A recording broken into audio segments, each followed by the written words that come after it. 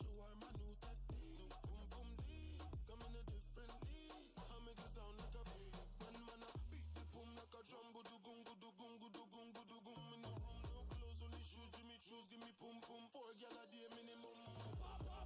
Roll it, roll it, roll it. Big money stacks, I'm holding. Gelato 41, I'm rolling. Only the backside told it. Me and my people be rolling, rolling, rolling, rolling, rolling.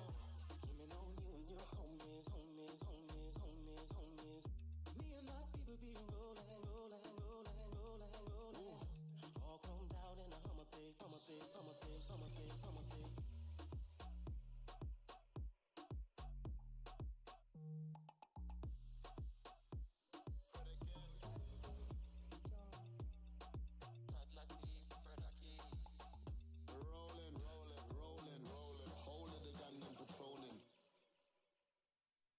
Shorty said she coming with her brethren, cause she saw a young nigga pull up in the Rover. Now she said she wanna come over, yeah, but I don't want no love. I just wanna make the moolah la, yeah, the moolah la. I just wanna make the moolah la.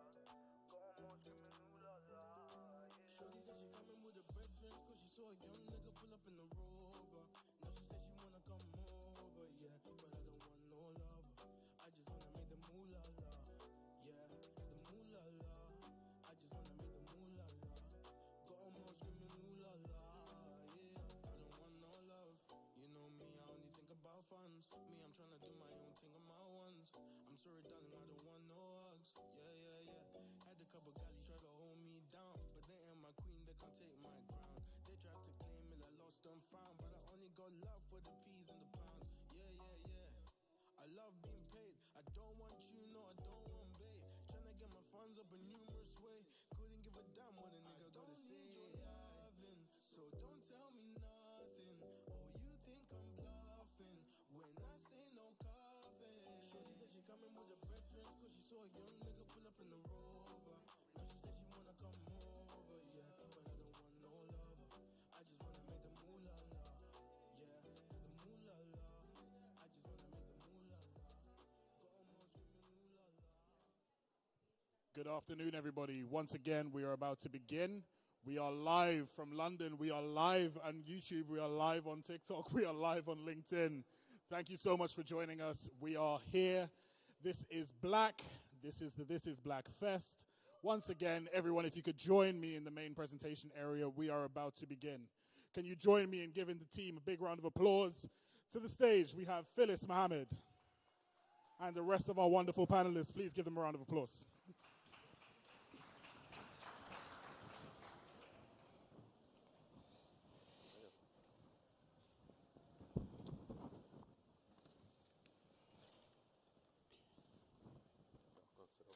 Yes, please. Well, hello, hello, hello. Thank you so much for joining us today. This is going to be the first panel of the day. We will be talking everything Black history, Black culture, and I have amazing panelists with me. I will introduce myself. My name is Phyllis, and I work at TikTok as an advertising operations specialist. My pronouns are her, she, and I will pass it around, and hopefully everyone can introduce themselves. Hey guys, how you doing? My name's Bonnie. My pronouns are he, him, and I'm from Dublin, Ireland. What's going on, people? My name's Kayne Kawasaki. My pronouns is he and him, and my content is UK Black history and cultural commentary. Hi, my name is Onyinye. My pronouns are they, them. And I create fashion content, talk about LGBTQ issues, stuff like that. Yeah. Hey guys, my name is Will. My pronouns are he, his. I'm a TV and radio presenter, work for Good Morning Britain, Capital Extra, The Master Singer UK. And yeah, I make lots of content about entertainment news and whatever's going on in the world. Hello everyone, my name is Lola. My pronouns are they, them. I'm a musician and visual artist and activist, and accidentally became a Notting Hill Carnival historian on TikTok. Amazing. I feel so lucky to be sitting with such talented people, first and foremost. So I'm just going to get stuck right in. What does being Black mean to you in the UK and Ireland? For myself, it's a bit mad because I grew up all my life in Dublin. So what it was to be black there was quite different compared to being here. But I feel that no matter what countries we did grow up in, what the feeling, the history, the sentiments of being black is quite unified. That same feeling that many of us could have when we walk into non-black spaces, when we have our hair in a particular type of way, when we hear types of music or smell types of smells. It's that kind of unifying factor that crosses borders. So for me, what it means to be black in the UK or in Ireland is that feeling of family and togetherness. I couldn't agree more. Did you want to tell me what it means to be black in the UK for you? To be black in the UK, to me, is almost like it's a constant battle, it's a constant fight. It's the fight between the ruling class and those in power, and then us, i.e. the black people and the allies. And you know, we have a special way of reclaiming things and putting sauce on things and owning things, but we need to remember that blackness in the UK has always been demonized, always. And that's how I see blackness in the UK. I see it being demonized. So when I see Rachel Johnson, for example, Boris Johnson's sister, writing about Meghan Markle, saying, for example, that her mum is an African-American dreadlock lady from the wrong side of town. And then I think to myself, hang on a second, her mum lives in a £600,000 property. How is she from the wrong side of town? So it's that idea that someone who is our Prime Minister's sister can demonize blackness. She has a platform, but yet she will choose to demonize blackness. Another example would be, you know, we say stay woke, and then the media will take the term and then coin a woke mob inciting violence.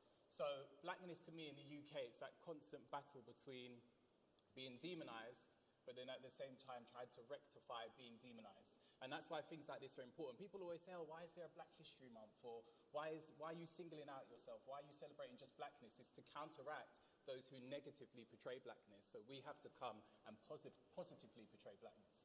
Absolutely, that was so valid. To me, blackness, similar to what they said, it's about finding community around you. So me personally, I moved to Birmingham when I was 7 years old from Nigeria.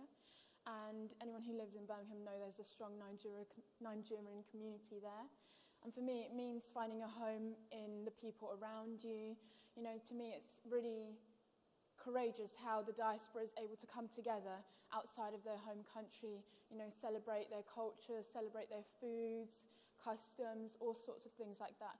And it counteracts the backlash that we face around us by coming together in this community and strengthening each other. Yeah, I agree with that. Being black in the UK is beautiful, but the one thing I want is more representation. I will never forget when I left university and I started working in the media, and I was like, how am I the only black person here? Do you know what the maddest thing about it was? I accepted it as fact. I said, okay, well, this is just how life is, right? And I remember like seeing like another black person there, like, and whispering like, oh my gosh, and then like, oh, they're gonna see us, we'd have to run and all of that stuff. And as time has gone on, and as I've grown, and I've started to realize that like, we just need more representation in these spaces. You know, black people do exist. We do deserve to be in the media or in accounting or finance or wherever. And it's just like, events like this are brilliant. Just like walking into a room and seeing a lot of black people, TikTok as well, just being able to see so many black creators, everyone just being themselves. And I think that for me was the battle. When, especially when I first left university, going into the professional media world and broadcasting where everyone has an opinion, where everyone's the son of someone famous or whatever, and not feeling like I could really be myself and like, you know, show off my blackness. And I feel like things have kind of changed now, but, you know, I think we've still got work to do. Absolutely. Agreed. I would say for me, specifically as a creative, being black means British culture and British community. And I was raised by the first generation Caribbean community that came to West London. And for me as a musician, it's mad seeing the impact that group had on music as a whole, because from that came sound system culture, from that came a lot of the electronic cultures, or dub, or grime, and then through that trap, then through that grill, or all, do you know what I mean? All of these things, do you know what I mean? So, yeah, for me, it just means the root of a lot of culture that we celebrate today. For sure. I mean, all your points are so valuable, and I mean, the more we hear about it, the better it is, and the louder we are about it. Surely, you know, everything will fall in line after that. So, if we can, we'll start off with you this time. Could you tell us about what you speak about on the platform and how it feels to be a pioneer in the activism space on TikTok? Yeah, well, like I mentioned earlier, I kind of fell into it accidentally. So I initially was just making TikTok content about my day in the life. Again, I grew up around like the Carnival Committee in West London and just what I get to on a day-to-day. And there was a lot of comments that was like, but wait, you're from West London. Isn't West London posh? Isn't West London all white people? Me growing up around, you know, the different generations of like Africans and Caribbeans and Moroccans that all lived there, I was like, okay, wait, hold on 1 second. So I started going on these people profiles and I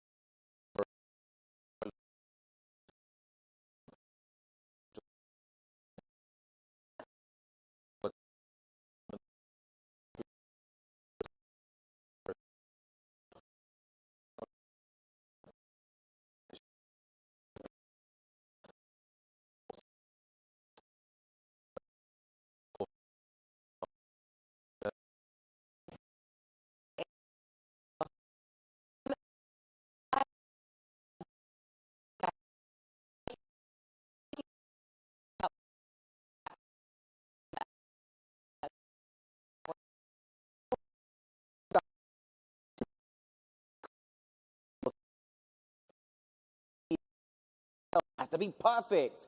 Whereas on TikTok, people are literally just doing what they're doing and living their lives and we're seeing, I think, a real and genuine representation of black people, black voices. Many black people are using it for several different reasons, whether it's news, whether it's activism, so it's just like we're seeing the wider diaspora of what black is on TikTok. I think it's just so important that we're finally getting that representation on social media. And it's not just the, pretty influencer still, it's actually real life now.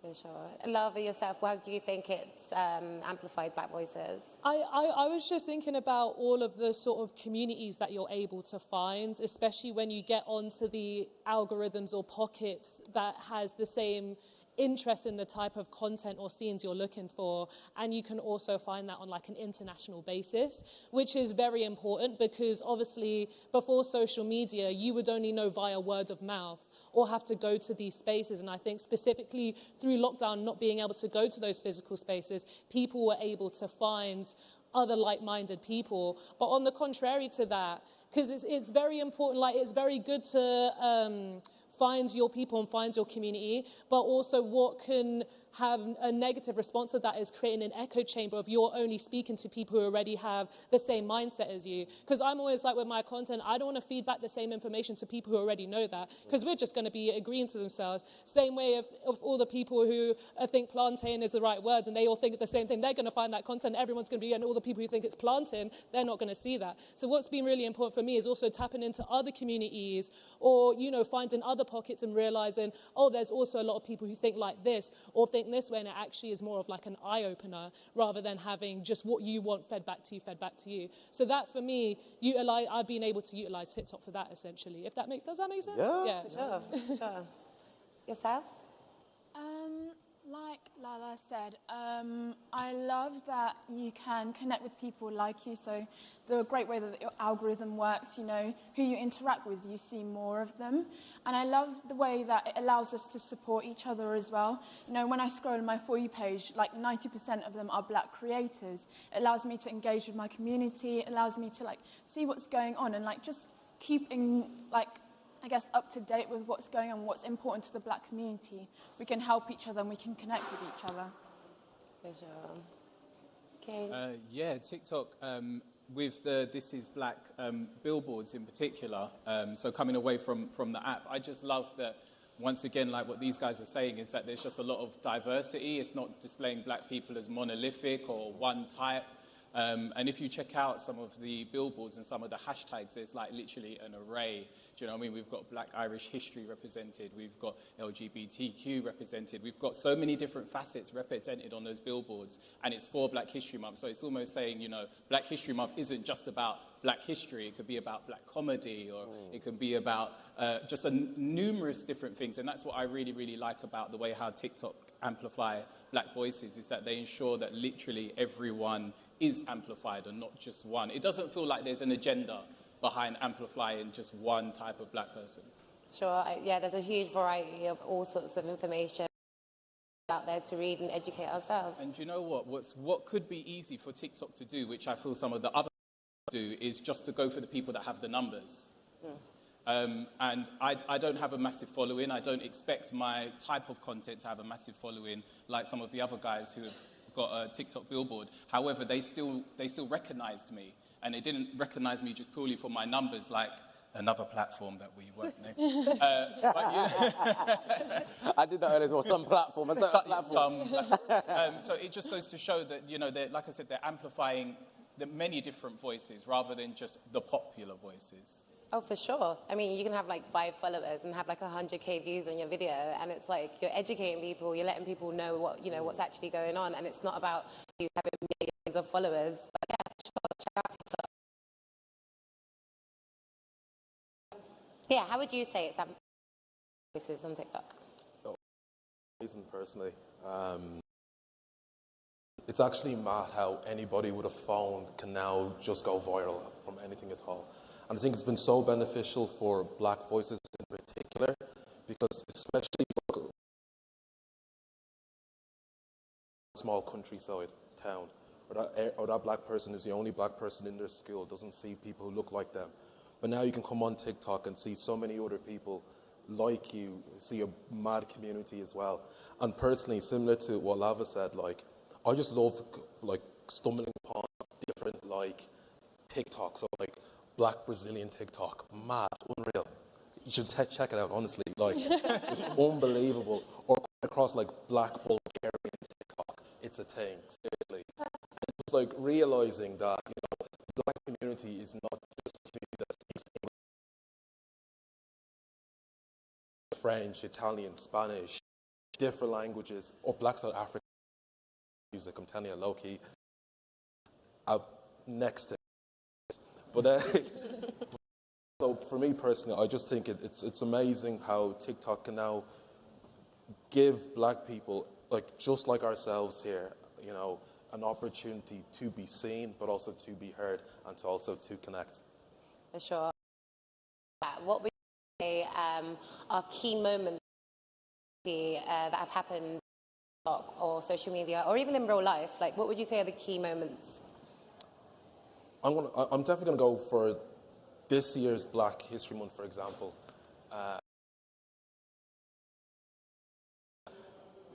It was my first time ever seeing around London just like that for TikTok.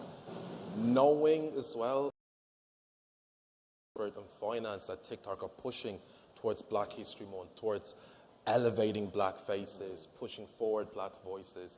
Honestly, I think something like this is definitely a bookmark in the social media sphere of Black people in the UK and abroad, and it can only get bigger and better from there. So for me personally, this is definitely one to savor. That is like really humbling to hear, because I mean, definitely, no doubt, there's been a lot of work going on, and you know, you've got incredible people behind all of this, and yeah, I definitely couldn't agree more. Kayne, what would you say is a big moment for you that you TikTok in real life? Key moments for myself personally was obviously the billboard, which was obviously done via TikTok. That was a key moment for me because Peckham, and that's the actual road that my mum grew up on and that my grandparents' family home is on. And so for me, it's not just a matter of, you know, I'm from Peckham. My mum also grew up in Peckham, and my grandparents came to Peckham because it was already tolerant. So for me to have a billboard 3 generations later on the same street, for me, it's just, you know, everything's working together. Key moment for me personally. That is a thing, especially for your mum to walk down, you know, walking down that road and all the history behind that. Very happy. That's really incredible. What would you say? I think what's so great about Black History Month is seeing like the steps we take, especially during this month. So I saw that Black History Month magazine are sending out 500 packages to schools around the UK about Black history, and to me it's so important because this is history that we're not being taught, and it's important that we all like take steps towards educating ourselves. And children are the first step. You know, growing up, you never heard about these names, you never heard about these stories, and it's great that kids of the next generation are going to. For sure. Yeah, definitely. I was going to say similar type of thing. Like, I think this is the first. A number of different people actively try to make sure that we are learning more about Black history. And I've been seeing so many TikToks, I'm like, oh my gosh, you been for real? I'm learning so much on social media. And like, I think this is the first year actually, where I've sat down on a platform and learned so much about Black history, to the extent where I started doing it myself and I started making my own videos about Black history, and I was learning so much. So I think this is the first time where social media has really been put to use in that way. In school, they're now learning on TikTok and online, and I think that's groundbreaking. Mm-hmm. For sure, for sure. Lava, what would you say are the key moments that you've seen on TikTok? I really agree with that. I'm going to say that, but also aside from that, seeing people utilize help enforce in real life change. Mm-hmm. So taking it offline, using TikTok and online platforms as the Black businesses, and through that actually seeing in real life social mobility. And that's one thing as a generation that we're a level of social mobility that's allowed it that actually hasn't been on this wide scale in the history of humankind, where I could be in London and invest in a black never is in real life, like social mobility, where people are actually, you know, we're going to have generations of children now whose parents may have been born working class, but through, you know, having a successful business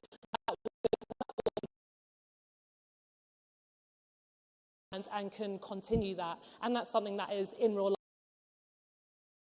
Something that, yeah, now, do you know what I mean? And that's something that's real, that's tangible. Do you know what I mean? For sure. No, seriously. I definitely get what you mean. Bonnie, I'm going to ask, say, has inspired you to talk about blackness on TikTok? Or in general, not just on TikTok, but who's inspired you to talk about blackness? Oh, jeez. I definitely would say it's my father, personally. Yeah, you know, sometimes when I look back at what it was like, so a bit of background, I grew up being used to being the only black person down in school, on the football team, stuff like that. So I had this, I was unaware of it back then, but now I'm aware of it. But here in white space, you know, or how I would speak in white spaces, stuff like that. So for a long time, and I don't think I got rid of it until I was about 19, I would like keep a lot of my blackness quiet. You know, I would, you know, try and separate myself from my own people. And one may say it came from a position of you know, self-hatred or whatever it may be, but it was the way I kind of grew up myself. And it wasn't until, you know, I looked more into my history. I spoke to my dad a lot more because you think I'm a nerd, my dad's a bigger nerd, I tell you that now, too right. And it wasn't until I kind of had this kind of proper father and son discussions about, you know, where we came, where we would like to be in the future, stuff like that, and why it's very important to 2 feet and be strong. I remember my dad had this saying growing up, and it was, if the aim is 100%, give them 120. Give them no reason to ever say no to you. You know, and that was kind of the mentality. And it's mad now, because I was talking to my dad about this last night. It wasn't until probably last year, that type of advice he would give me about being confident, remember you're a black boy, give him 120%. I started like reflecting that. And I think that was the spark to like my urge to want to educate other people about the beauty and the power of blackness, not just in the UK and America, but in Ireland and abroad. So it's definitely my father, without a doubt. Nice. Kayne, what on blackness?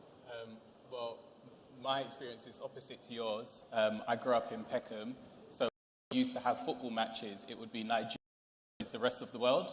That's how many Nigerian boys, it was boys, many Nigerian boys we had in our class. So I was always surrounded by black people, primary, secondary, and it wasn't until I hit university I was just like, all the black people. But growing up in a Jamaican household, Pan-African, Rastafari, dreads, you guys know the deal. It was instilled from very, very early that like the whole kind of return to Africa, they were very pioneering, even in regards to like ITIL diet, which is now seen as vegan. All these things were to what blackness meant and to be proud of blackness. And that's not the same for everybody. You know, some people are brought because they speak posh or because they have a lighter hue complexion, but for me it was very much like, you know, you're beautiful, you're black, you're powerful, you could do this. And, you know, a lot of the time I took that and I would be going into my situation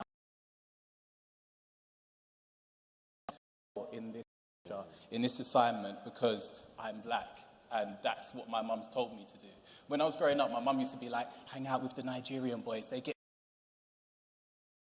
She said that obviously in the day, but she understood the nuance of that we were connected to our black excellence that comes from the land, rather than it being, something else that kind of has been presented to us over through colonialism and things like that. So blackness primarily came from my area and from my upbringing.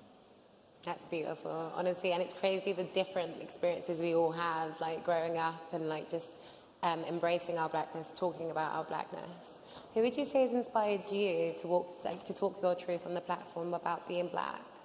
So I think similar to these two, my upbringing have always been very hardworking. You know, they've gone through a lot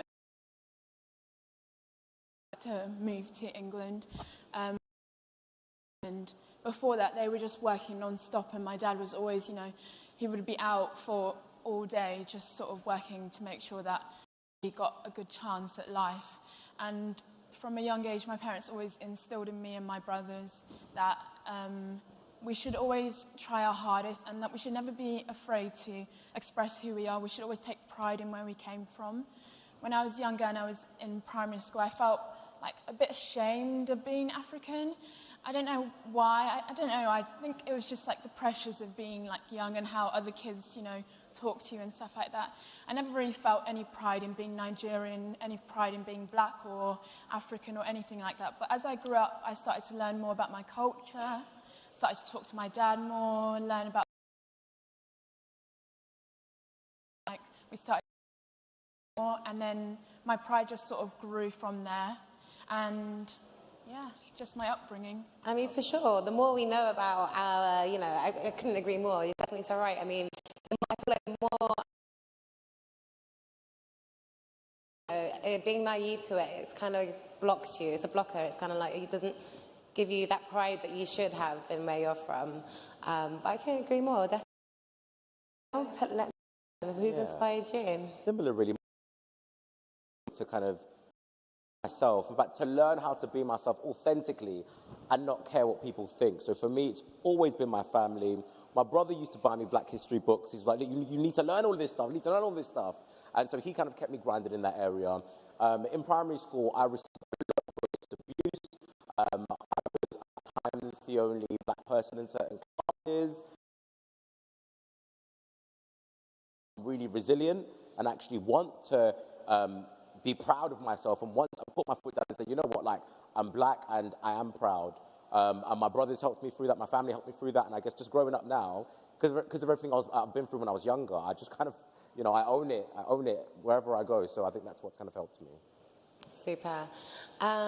Cool, Lola, I'm going to throw, actually, let's have you answer that question as well. Who's inspired you? I'll be quick. No, don't worry about it. I'll try. Well, yeah, I was raised by a first-generation Caribbean migrant, a Jamaican woman, my grandma, and honestly, Jamaican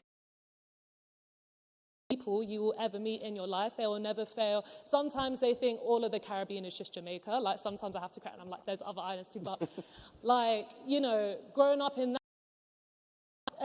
you know, being proud of where I came from was always instilled in me. But as I got older, for me, I had to try and find a middle ground, because within my family,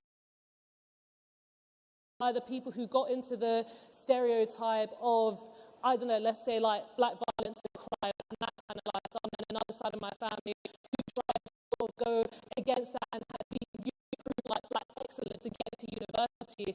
And for me, I felt in the middle, because it was either like, you know, I went down the Black excellence route and I went into university and I made everyone proud, but I couldn't get grades that high. I wasn't academically smart in that way.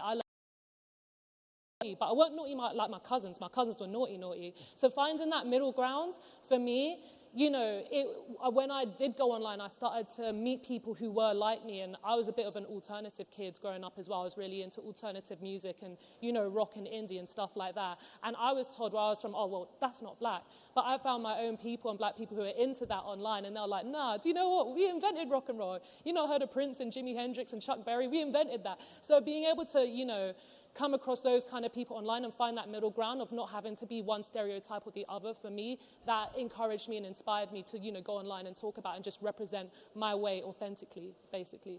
So sorry, I know you don't have much time, but I kind of wanted to carry on with what you were saying. I feel like it's like an immigrant experience where your parents have tried so hard to get you to where you are, and to the point where they start to, like you said about black excellence, feel like that's the only way that you'll ever be accepted, you know? My parents are constantly pushing good grades, you know? You don't want to be seen as, like, you know, the rough and rowdy type of black people. You have to be always on your best behaviour. And, like, I understand it comes from, like, a parent's love, from wanting to see you succeed and from wanting people to always see the good in you. They never wanted you to experience that, the treatment that other black people experience, and they thought that the only way they could protect you from that was by making sure that you acted the best way you could possibly do. But I think they never really saw that no matter how you act, you can be the best black person on earth, you'll still receive racism, you'll still receive these looks, you'll still receive these comments.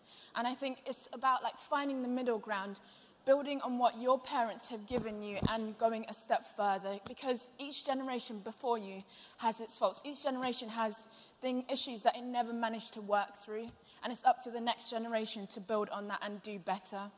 For sure, I couldn't agree more. Honestly, thank you all so much for your valuable insight. I mean, it's been very educational for me and for everyone else too. Thank you so much. You've been great.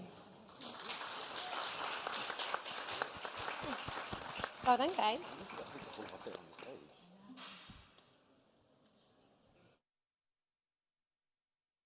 Too soon. Cool. We've left some time for some questions. Has anyone got any questions they want to fire away our amazing panelists? Any questions? So I didn't get up too soon. Okay, well, we'll wrap it up then. Hey, go on, let's hear it. Okay, got a microphone and everything. I think a question to all the panelists is, you've spoken a lot about where your content sort of, so where do you see your journey going on TikTok? What are some of the different areas you'd like to explore? Oh, which one of you want to take that answer then? Yeah, go for it. So my journey on TikTok has been amazing. And I literally just handed in my notice over the weekend for my kind of full-time job. Woohoo, go you. Yeah, you can clap, because it's a risk. But yeah, I handed in my notice. Prior to that, I worked in the music industry, and there's just no break, 24/7. I even told the artist that I'm working for, I'm like, oh, I'm doing a TikTok panel, so I need to take the time off. He's still ringing my phone all now while I'm on the panel. So I was just like, you know what, I need to give it a go. Need to quit my job and give TikTok my all.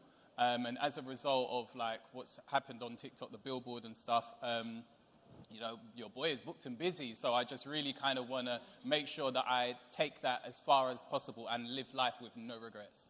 That is everything. Yes, Bonnie, go for it. Really quick myself. So for me personally, it's, again, education.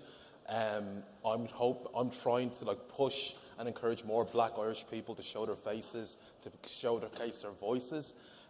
Quick side note, I'm a co-founder for an organisation called Black and Irish. We are Ireland's biggest Black empowerment organisation, just over a year.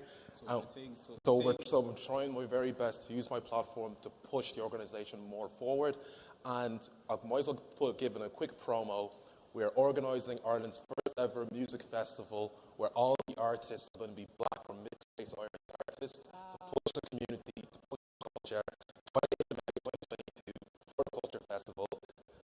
You will see it. You will see us around. Make sure you're there. Honestly, that is everything. Honestly, thank you so much. Do we have any more questions? Or did any of you guys want to answer the question about what you see in the future, like your future?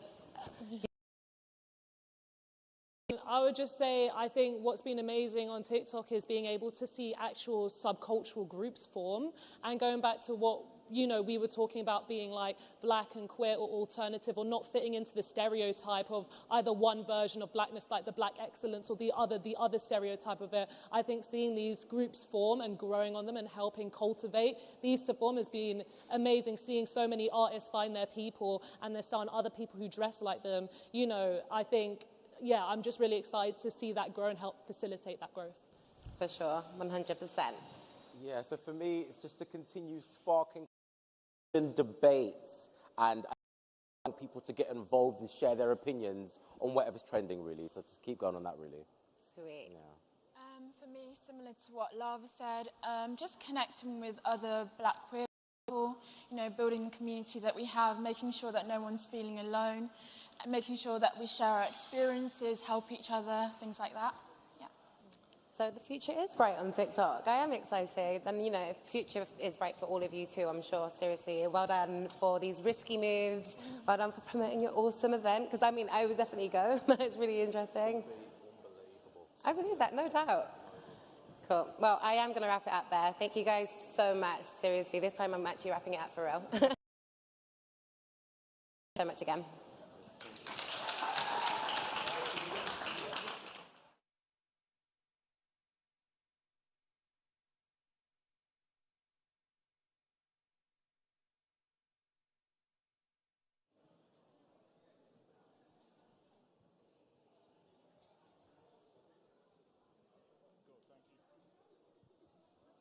That was an amazing panel, everybody. Please feel free to grab some refreshments. The bar is on that side of the building. Please feel free, grab a drink. If you're feeling for some food, we've got our amazing caterers over here. They're waiting for you. The food is free, might I add. Yeah, see, like I can see you all camping out in the back. Yeah, the food is free. Organize, go hook yourselves up. Catering's amazing. Go check out our Black-owned businesses as well. And then we go live again in 10 minutes. So you got 10 minutes to eat and hydrate. Thanks, everybody. And we've got audience testimonials.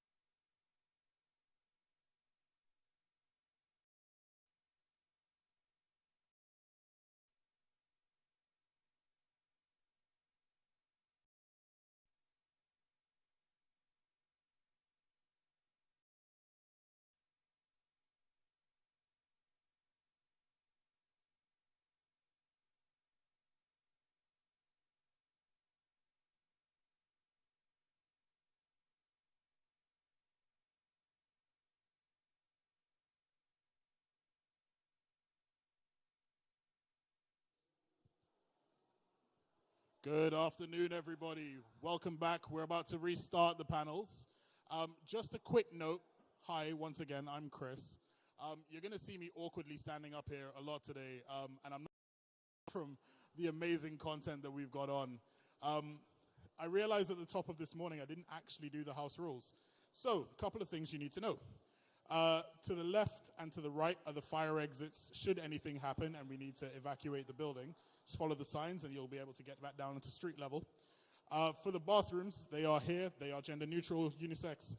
So just to my right, you'll see them between the two speakers. Please feel free to use either. We also have a medical team here on site. Our lovely medic is down. If you could give us a wave as well. Yep. Medic is down there. Great. Also, we have a lot of fun stuff happening in and around the space today. So we've got the bar. I'm sure people are going through with the pictures. I see ladies, I see you. It looks good. We have some TikTok creators who have put together an art gallery in the corner there. Definitely check it out. We've got the step and repeat board. Make sure you get your photos and your post in. Hashtag this is black. Make sure you're organized. We got 2 teepees here on either side. If you need a chill out space and you decide, the benches are a little bit. We got the bean bags. Go chill out. Make yourself comfortable. We got the chill out igloo for those who are looking for something a bit more, bougie, a little jazzy, a little razzle dazzle. We also have a picnic area. We have 4 black-owned caterers. We got Lola's Cupcakes, Juicy Jerk. We got the team doing the puff puff. I'm so sorry, I can't remember your name off the top of my head. And we've also got another caterer there hooking us up as well. Please go check them out. We've got some amazing food from black-owned businesses. Once again, it is free. Please, it is great. We have paid. We also have our black-owned businesses, which you can buy from directly from the TikTok shop. So you can scan the QR codes and buy these merchants' products. Like, we've got some amazing, amazing businesses here today. Please go through and organize. On the other side, we have a photo opportunity area, and we've got a very cool live stream that will be happening down there. And where the white tent is, we have our second stage. So, formalities out of the way. Once again, we're about to begin the next round of panels. So, this is actually split. First, 101, which will be held on this stage. This is about growth on the platform. And then we have a workshop for black-owned businesses in the white tent that will be happening in approximately 2 minutes. So, everyone, if you can join us either in the main area or in the white tent, depending on which one. Again, TikTok 101, growing on platform, and then the SMB workshop in the white tent. Thank you so much. I'm going to hand it over to our amazing, please, for the amazing Lola. There we go. If we can be joined by the rest of the TikTok team as well, please. Please give it up for Lily, Ben, and Matt, who are joining us for TikTok Growth 101. Thanks, guys. Where do you want to sit next to our guests? Really want a pen. Do I start? Can everyone hear me? Oh, hello, guys. Welcome to TikTok 101. I am Lola, your host for this session.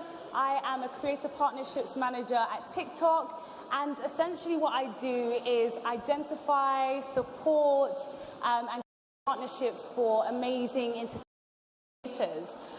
Today I am joined by my lovely host, who I get the pleasure of working with, and we're going to talk all about the For You feed, how it works, promoting original trendsetters and countering bias. So I will start with allowing everyone to introduce themselves today. We should have someone joining from the screen as well, but I'm sure Paul, oh yes, you can see Paul just up there. So yeah, let's start with you, Paul, seeing as you are just hovering at the top. So what's your name, what do you do? Hey guys, I think it's really I'm curious to see what I'm doing on the screen. So this is very, very, very but you guys can see me up here. I'm Paul. I run the product marketing team for Nina, and I'm based in London, and I'm just super, super excited to be here. Now I'm supposed to super excited to be here and see you never know how the product works, and really looking forward to our session today. And also to shout out who was I really enjoyed the last session, Tom. I know this one in the audience, but I really love your podcast as well. So thank you. Thanks. So we'll move on to the people that are in person as well. What's your name? What do you do at TikTok? So, does this work? Yeah. Okay, cool. Who are you? So I'm Matt. I work in. Firstly, welcome. I'm super happy that everyone is here today, and I hope that you get to have so many brilliant conversations with people that you've not met, and you have a great time. So that's the first thing to say. Enjoy it. We're happy to have you. I'm Matt. I work with Lola in the partnerships and community team. I don't do kind of one-to-one management with creators, but I work on the data and analysis side and performance. So part of my job is to try and help our team understand what our creators and kind of media accounts and celebrity accounts offer to the platform, and then reciprocally work and this is what I personally get a lot of value in, is to try and understand how we build value for our partners, and that is in so many different ways that we look at that. So this conversation is really healthy. Knowing your performance for me is really essential thing and helps you thrive on the platform. So thank you for being here, and I will hand over to Benjy. Thank you. Hi everyone, my name is Benjy. Manager on the recommendation team. So basically I support our London engineers to work on the algorithm systems for recommendation. Very happy to be here and very excited to talk through the questions we have. Thank you. Lily? Hiya, I'm Lily. I work in the content programming team, and my role consists of spotting and amplifying viral trends. So things you might have heard of like sea shanty, Adult Swim, or more recently things like berries and cream. We'd spot that and we'd amplify it in app. I also work on fashion and beauty and food content, so programming, hashtags, lives and things like that to encourage high quality content within the app. Thank you. So you know my lovely panelists now. We will start with a short video, which is a demo on how the For You feed works. So I will let that play.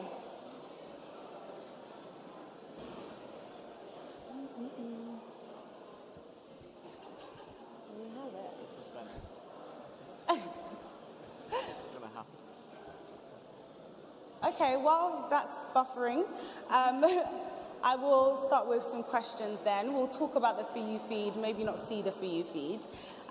So guys, this is one for everyone. What is the For You feed? Work. I'm going to keep starting with you, Paul, just because you're up there. I think I need to start with you first so I don't forget about you. So, yeah, For You feed and how does it work? The voice one of the ways For You feed is obviously, I think folks know, all the creators in the audience are familiar, and probably better explain what the For You feed is than many of us here, at least I'll speak for myself. But for me, when I think about the For You feed, the For You feed, I think about actually the world's largest voting system. The For You feed is a recommendation engine that connects people to the things that they like and are interested in.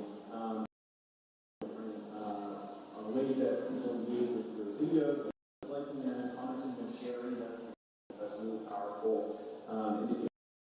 We get to understand the relative interest that people have in something, and then promote that to wider and wider circles of people. So I think that was explained to me once recently, kind of at TikTok, curve on the inside, and I always stuck with that. I think it's really interesting to think about that as a really big way to get feedback, instant feedback on videos. I just think that analogy around being a voting system is really interesting. Kind of simplifies kind of what the For You feed is. And what kind of things appear on your For You feed? My For You feed is a mix of comedy videos, a lot of sketch videos. Also recently, one of my close friends, and this is really embarrassing, one of my close friends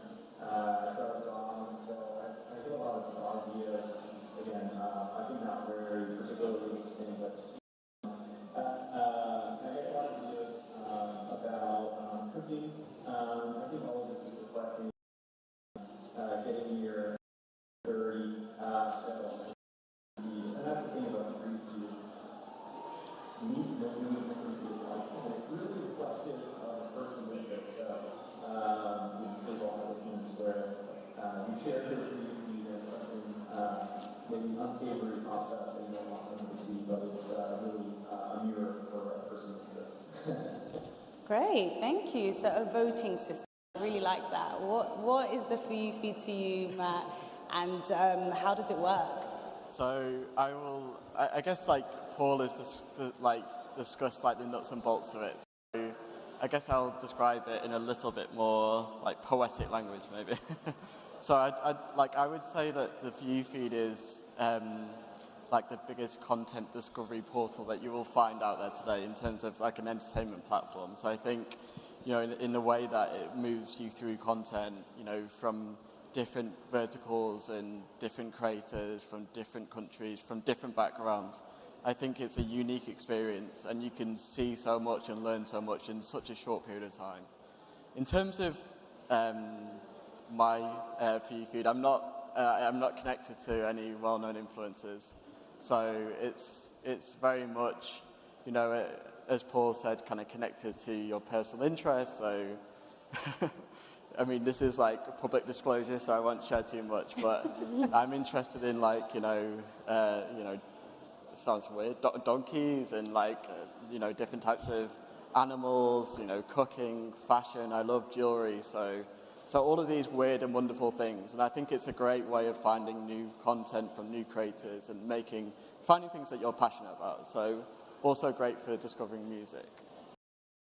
How it works, like, you know, it's, as Paul said, it's a rubric. It works off of, you know, signals from the platform, and that is interpreted to drive content. So, you know, you know, we can't obviously share too much because that's, you know, not why we're here, but you know, it's around how users engage with your content. So, you know, it's a wonderful and weird world, but you'll, you know, find so much by spending some time on it, which is what I think. So, and what I recommend always to people. So, that's my perspective. Amazing, thank you, Ben.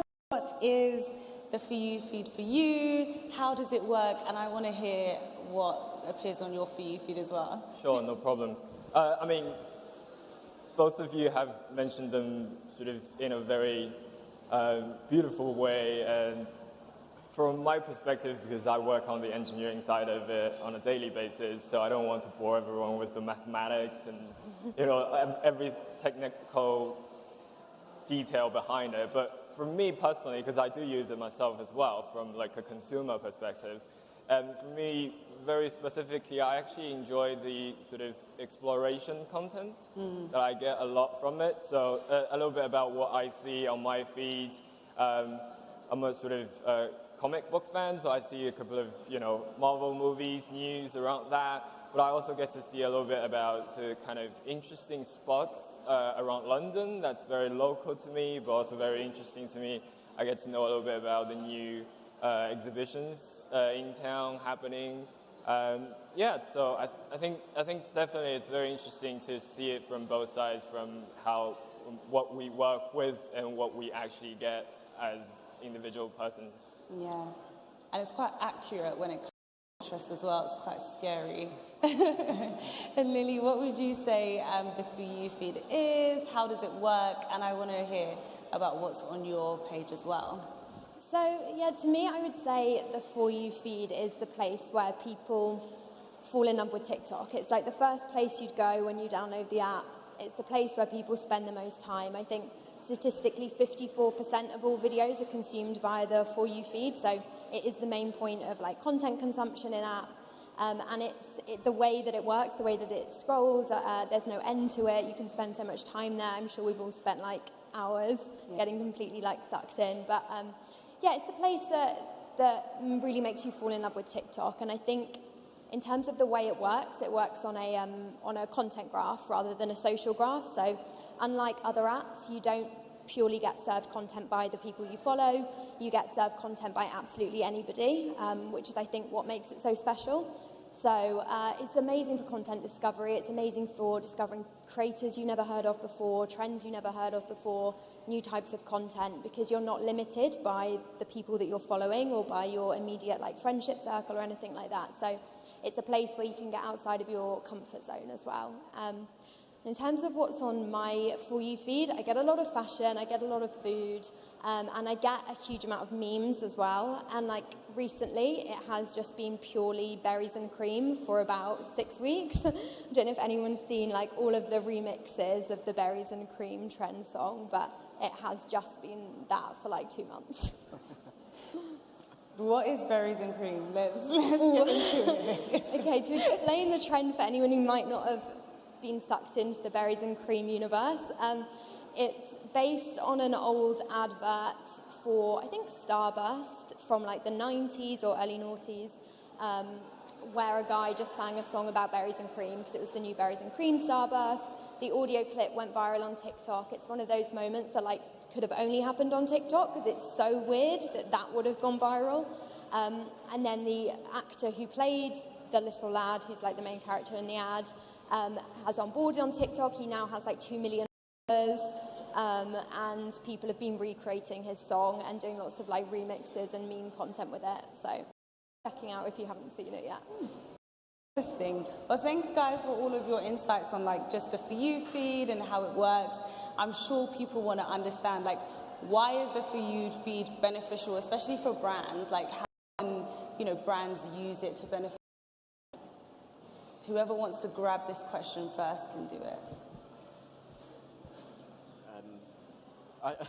I can take that question, or try to. So I think, if you think about everything that everyone just said around how, the For You feed work, or how TikTok works as a platform, I think, it's a competitive landscape for content, but it's also, a place where people can tell original stories with a different voice and create new connections that they might not have been able to do, in their past. So I think from a brand perspective, it's a great opportunity for brands to, differentiate their storytelling and tell stories in a totally bizarre and unique way that enables them to, to do it with humor and do it with, less, stuffiness. So I think that is, from my perspective, it encourages brands to work a little bit harder on the content. So I think it's, if you as a brand can lean into the For You feed, then you'll get to scale your audience in ways that other platforms probably won't allow you to do. So I think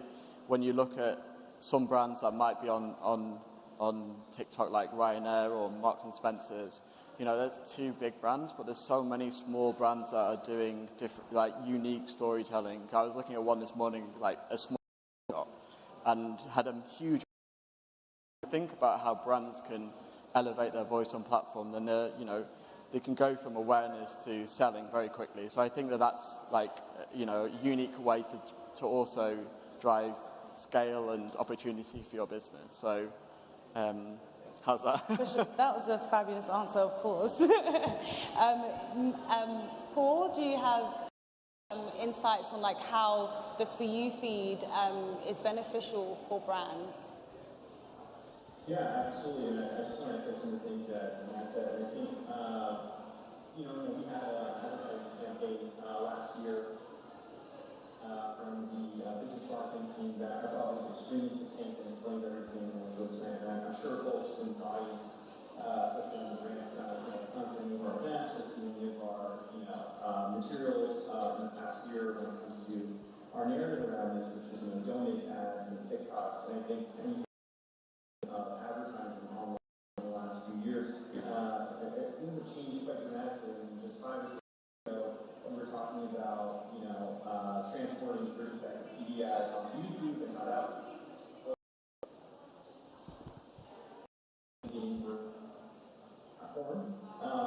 I think there were ways in which you could get away with some types of advertising. Obviously, agencies and brands are looking for scale and efficiencies,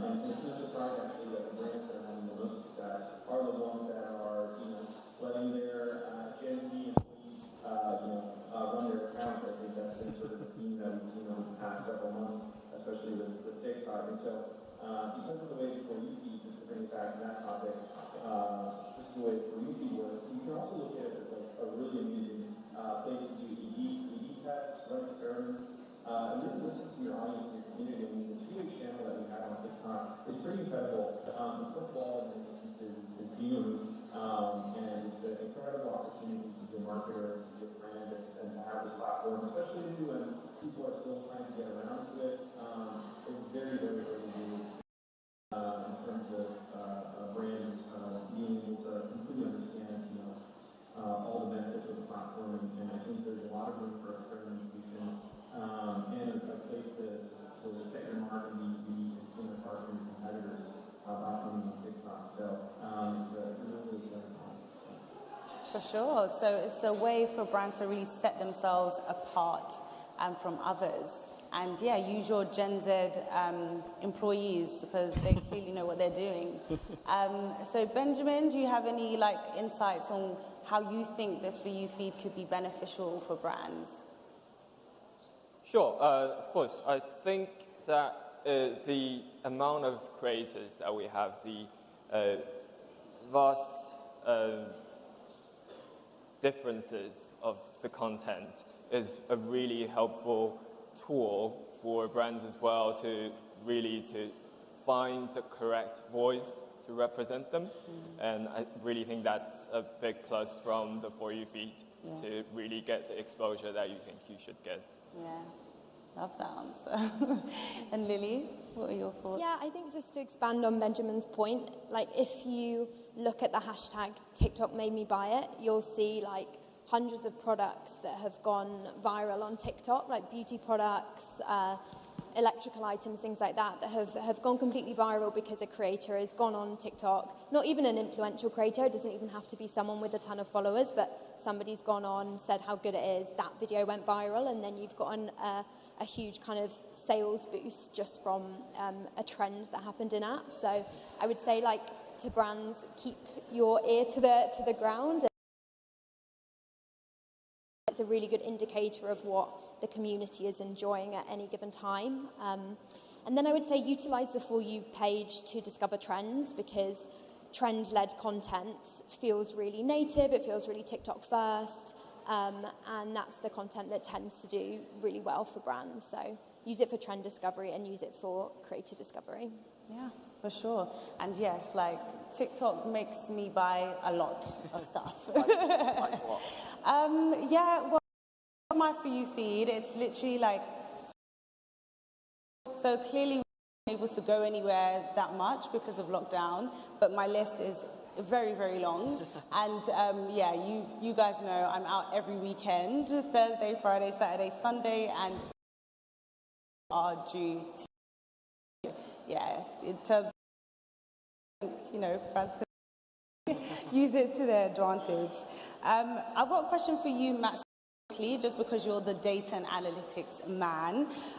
So what analytics should we be paying the most attention to in terms of dictating the success for video platform? All right.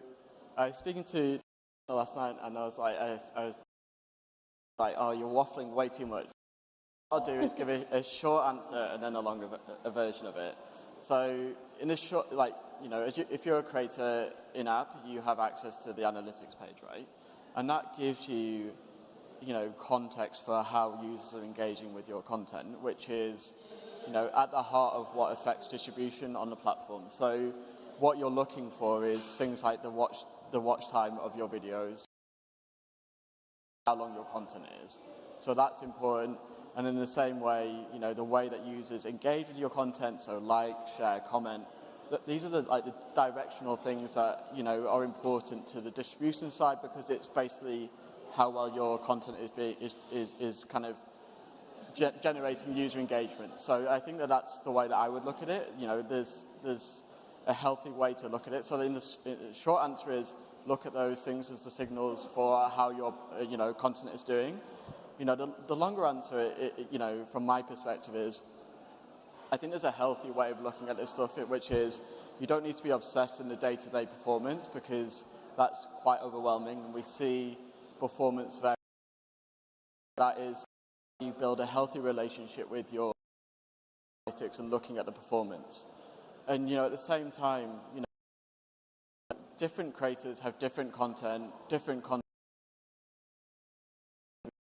things to types of content. So that's probably where my partner was like, what does that mean? So I think the point would be is, you know, if you're chasing views all the time or chasing follows, that might be okay at a certain point in your journey as a creator, but at different stages of your journey on the platforms, different things mean different things to you. So, you know, when you build your community and the way that you can convert your views into people that, you know, follow and comment on your content, you know, share it with their friends and like it, you know, those are the things that, for me,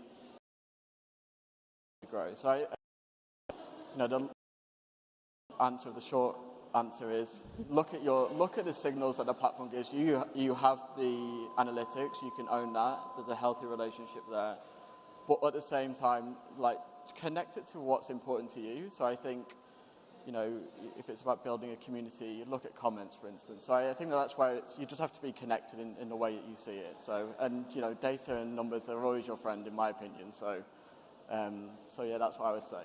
Still on you, Matt.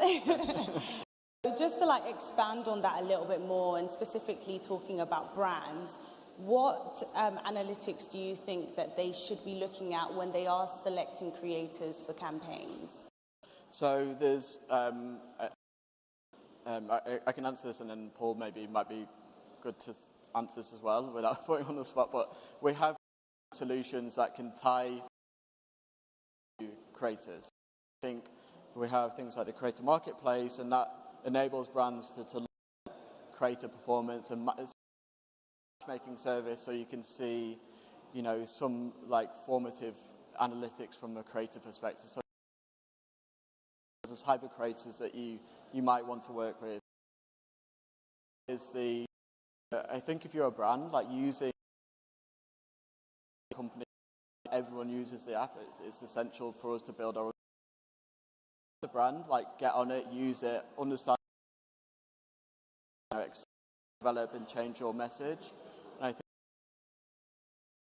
to work out people that you might want to work with. So, great. Maybe Paul. And Paul, do you want to expand on that? Like,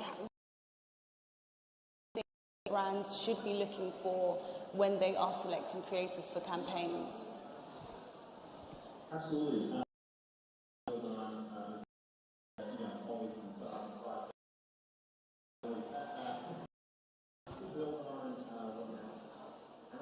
I think one of the things that I really love about the crop of creators that I've been reading through over the past 2 months, over the past year, is actually partners in the long term for your brand, right?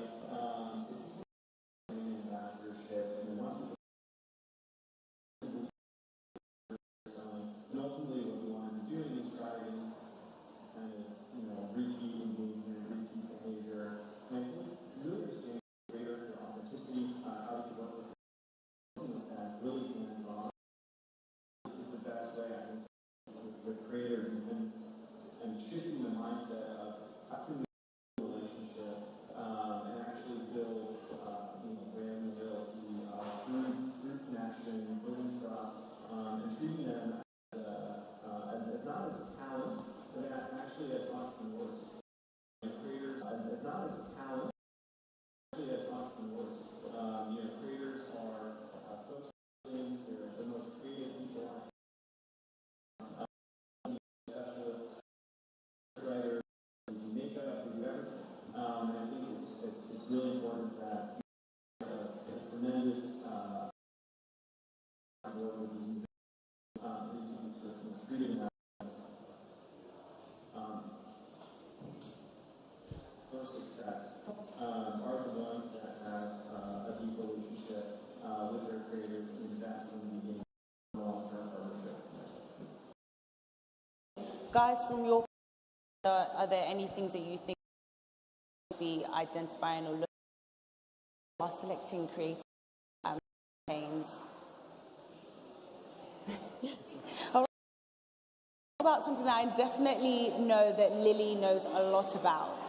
In terms of like hashtags, what would you recommend for creators who want to boost their videos out into the viral atmosphere? So we typically recommend doing like anywhere between 3 and 5 hashtags. We tend to see if you it ends up looking a bit spammy, but 3 to 5 is a nice number.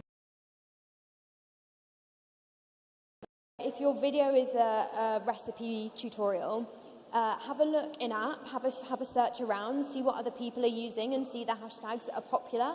If you go to search and then you go to the hashtag tab, you can see a list of the most popular hashtags I've used.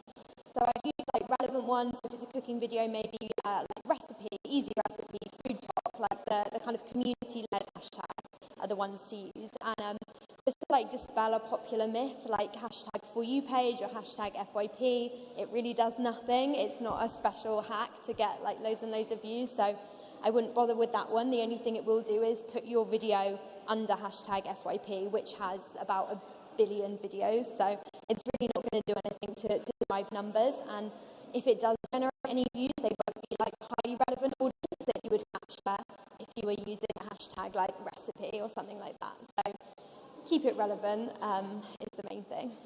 Be specific, be relevant with your hashtags and not too many. And thoughts on, you know, how to use hashtags on the platform? I think you covered the main point I wanted to discuss is the demystifying of the hashtag FYP. From our engineering perspective, that is completely. So I guess emphasize on irrelevant but views from a naive perspective should definitely be looked at more carefully. It doesn't mean that it won't work, absolutely, but it's not how it's intended to work. Matt, any thoughts on hashtags? I guess I think like if you're creating content for a hashtag, I think about it from a user perspective, which is like hashtag try and create content that can,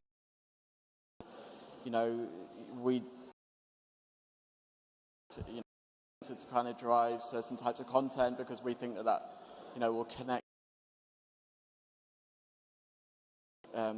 positive use of at the same time that you don't need to react to every hashtag that comes along, so there's no need to jump on everything and create something new for every hashtag that's released. Choose what works for your content, what you enjoy making, and then just enjoy the creation process around it. So. And Paul, I know you are a creator yourself as well. So what would you say performs well in terms of advice would you give? We all stress this in different ways, explicitly or implicitly, which is at the end of the day, it's all about authenticity and thinking and understanding what the goal is and how you want to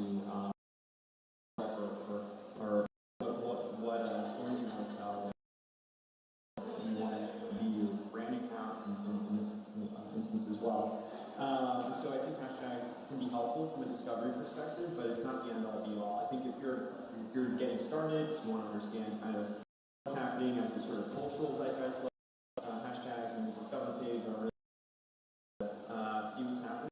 But we've all certainly seen videos that have gone viral with no hashtags, and I love the trend also of people posting no tag, engaging video storytelling, and it starts and ends with the story that you're telling. And so I would, in the same way that we were talking about, analytics are helpful, hashtags are helpful. Ultimately it comes down to you as a creator and your authenticity and the message that you want to share with your audience. Oh, amazing. Thank you. And I want to stay on you, Paul, because this is specific like product marketing. So, how does product marketing sit within TikTok? is its sole aim?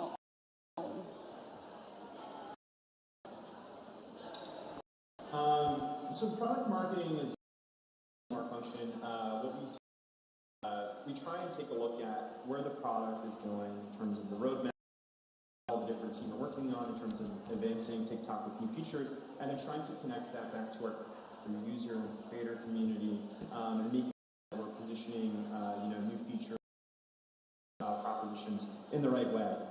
So we do a lot of work with all different teams, analytics and insights, and we try and make sure that when we're talking to our creators, when we're talking to our users, and amplifying or marketing, new features, whether recently we've expanded, text-to-speech functionality in the UK. We work on the introduction of creator here as well in the market. We really want to emphasize TikTok's mission, which is all about inspiring creators and understanding, all right, what are the most interesting features that our users care about that really, highlight this mission. One of the things also that we've been doing recently is actually putting a really big emphasis on the role that safety plays within creativity. We often talk about how creative, you need to be safe first on our platform, and that comes first. And so one of the things that we've been doing recently, and maybe folks who spend a lot of time on the platform have seen ads around this or marketing campaigns around all of the tools we have proposal as creators, whether it's how to moderate comments, understanding how to have a account. We just launched together, so I think many folks this week might have seen ads in their For You feed with some of our top UK creators, explaining some of the safety features that we have available on TikTok, because and we that people are aware of all the tools that we have, the importance that we put, on the platform when it comes to topics like safety, privacy. So that's just an example of some of the work that we've done recently, and how we think about kind of our role in the org. Thanks for that. You are very, very busy. I try and make some TikTok videos in the meantime as well. So I think cadence has been down recently. I'm talking, maybe I'll use some and start posting some more. And back to the For You feed. How can creators use the For You feed to effectively grow?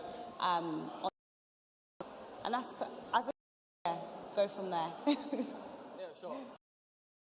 I think I'll probably just with the basics, create the best connect with from a more authentic and genuine perspective, but also engage really to make sure that your content is really relevant, is pay attention to the trending, our discussion. Yeah, I think I'm just sort of really starting out on the basics. I'm sure a lot of you already are aware of this, but really it is successful. Yeah, and then Lily, I'm going to go to you as well. You feed to effectively the platform. So I'd say things to think about is utilising trends. Tap on the most effective ways to have a video go viral, especially if you can jump in on a trend in its early stages of growth. Like if your video is one of the first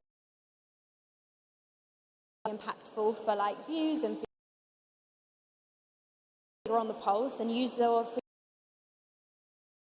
discover page to see what viral trends there are at any given time. It's worth looking at some, so when you see a video that you like, you can see the number of videos that have already been created.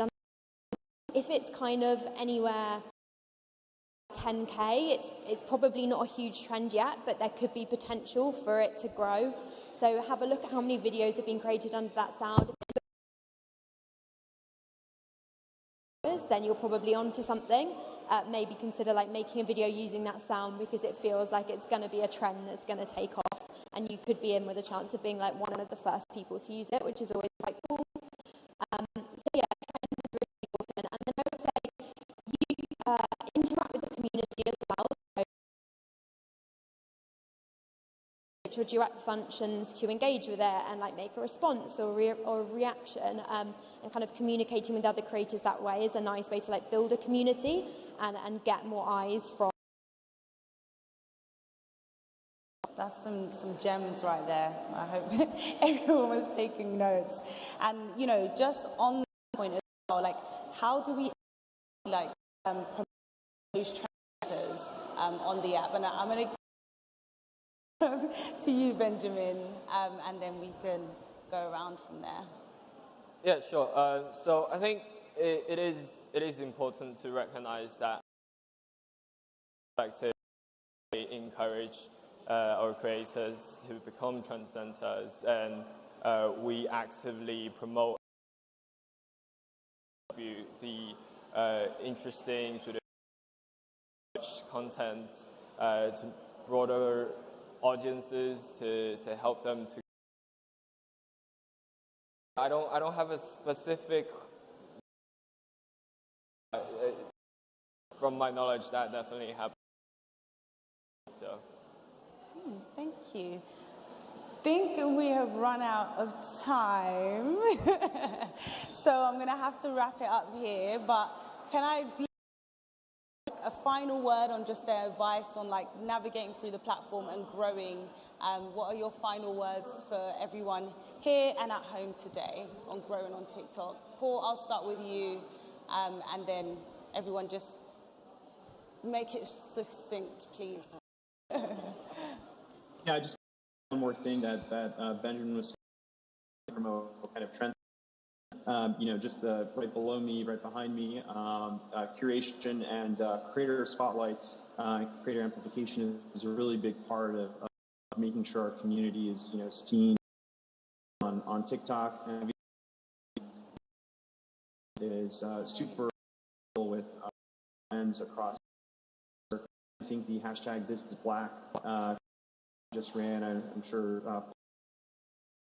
reaction creators featured in the campaign. I just wanted to shout out everyone that was involved in that, both on the creator side and both on the TikTok side.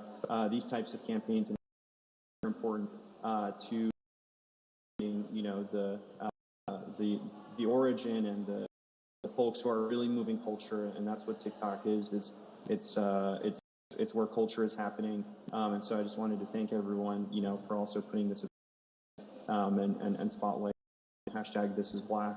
In terms of, you know, succinct, I think important thing is, I mean, it's so people always ask us, oh, learn about TikTok, or what's the best way to do this, and you know, my 68-year-old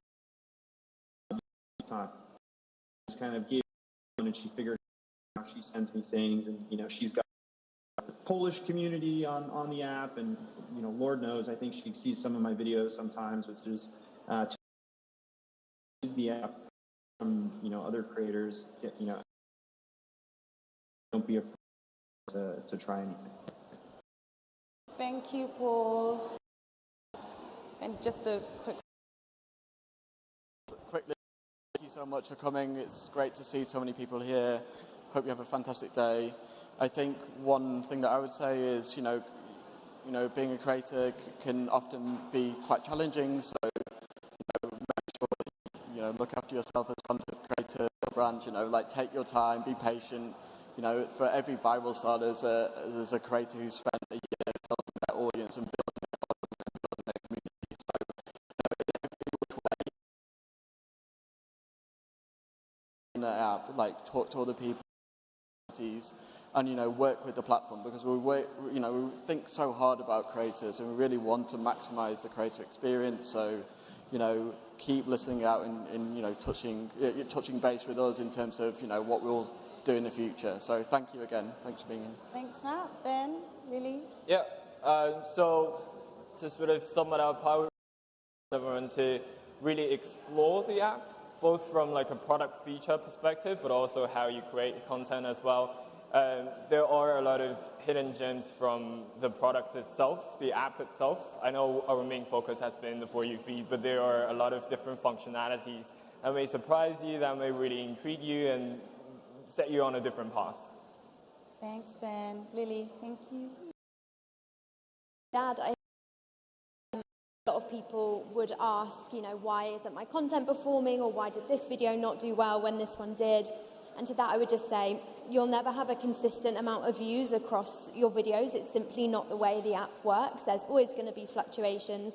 That's totally natural, and don't be disheartened by it. Don't delete your videos, because you should still be proud of them. You work hard to create them. So just continue to make content that's authentic, true to you, and if you enjoy watching it, then you can't go too far wrong. Okay, thank you guys. That was TikTok 101. Listen, and thanks to our lovely panelists.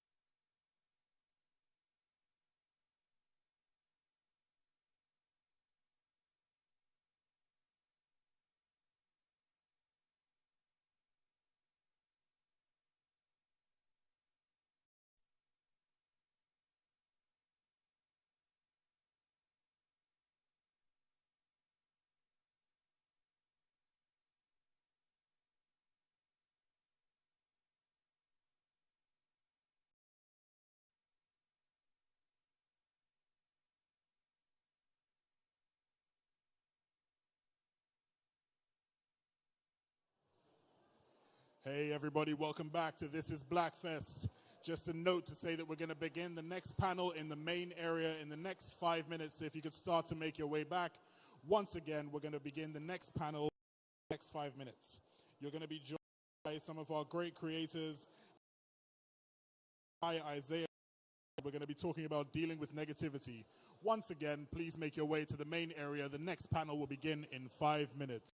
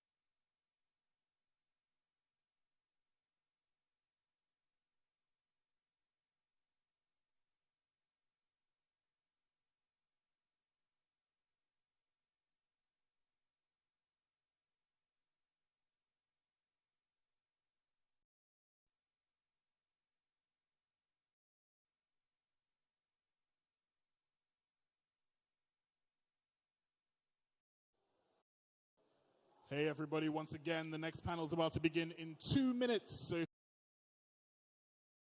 once again, the next panel will begin in dealing with panel. So if you can make your way over, that'll be great. Thank you.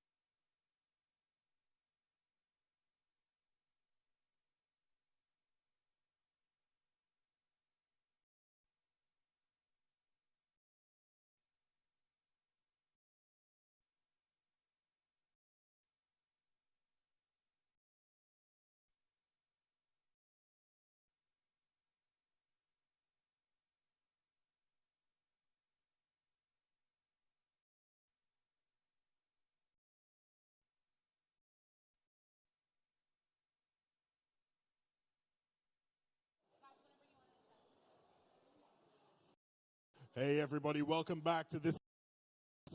Please give it up for our host for the next session, dealing with negativity, Kai-Isaiah Jamal, and our amazing, amazing panelists. Please join us on stage.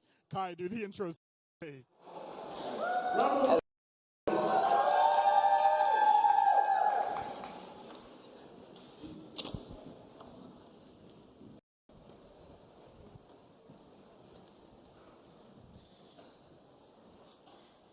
We comfy?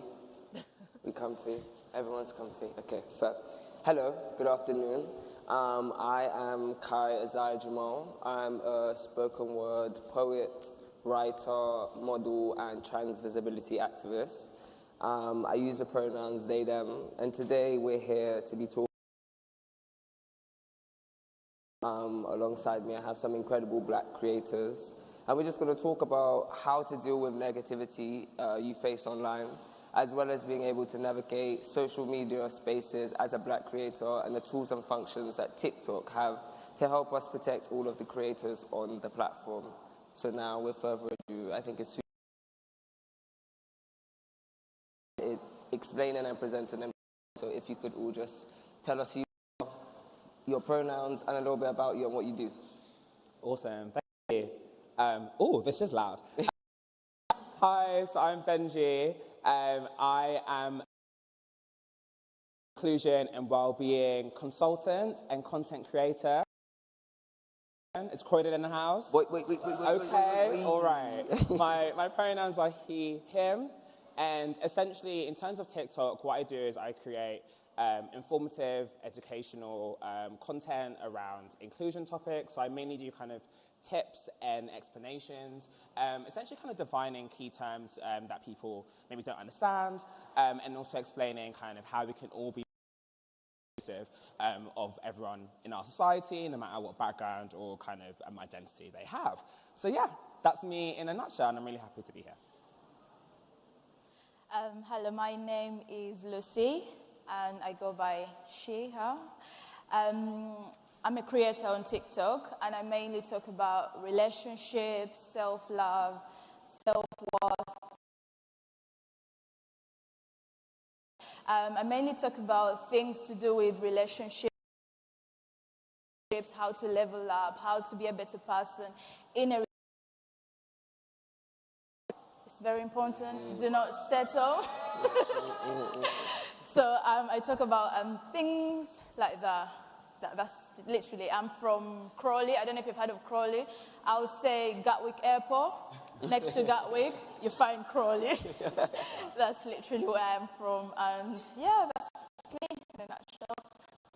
Hi everyone, my name is Olamide, and I am a content creator from East London.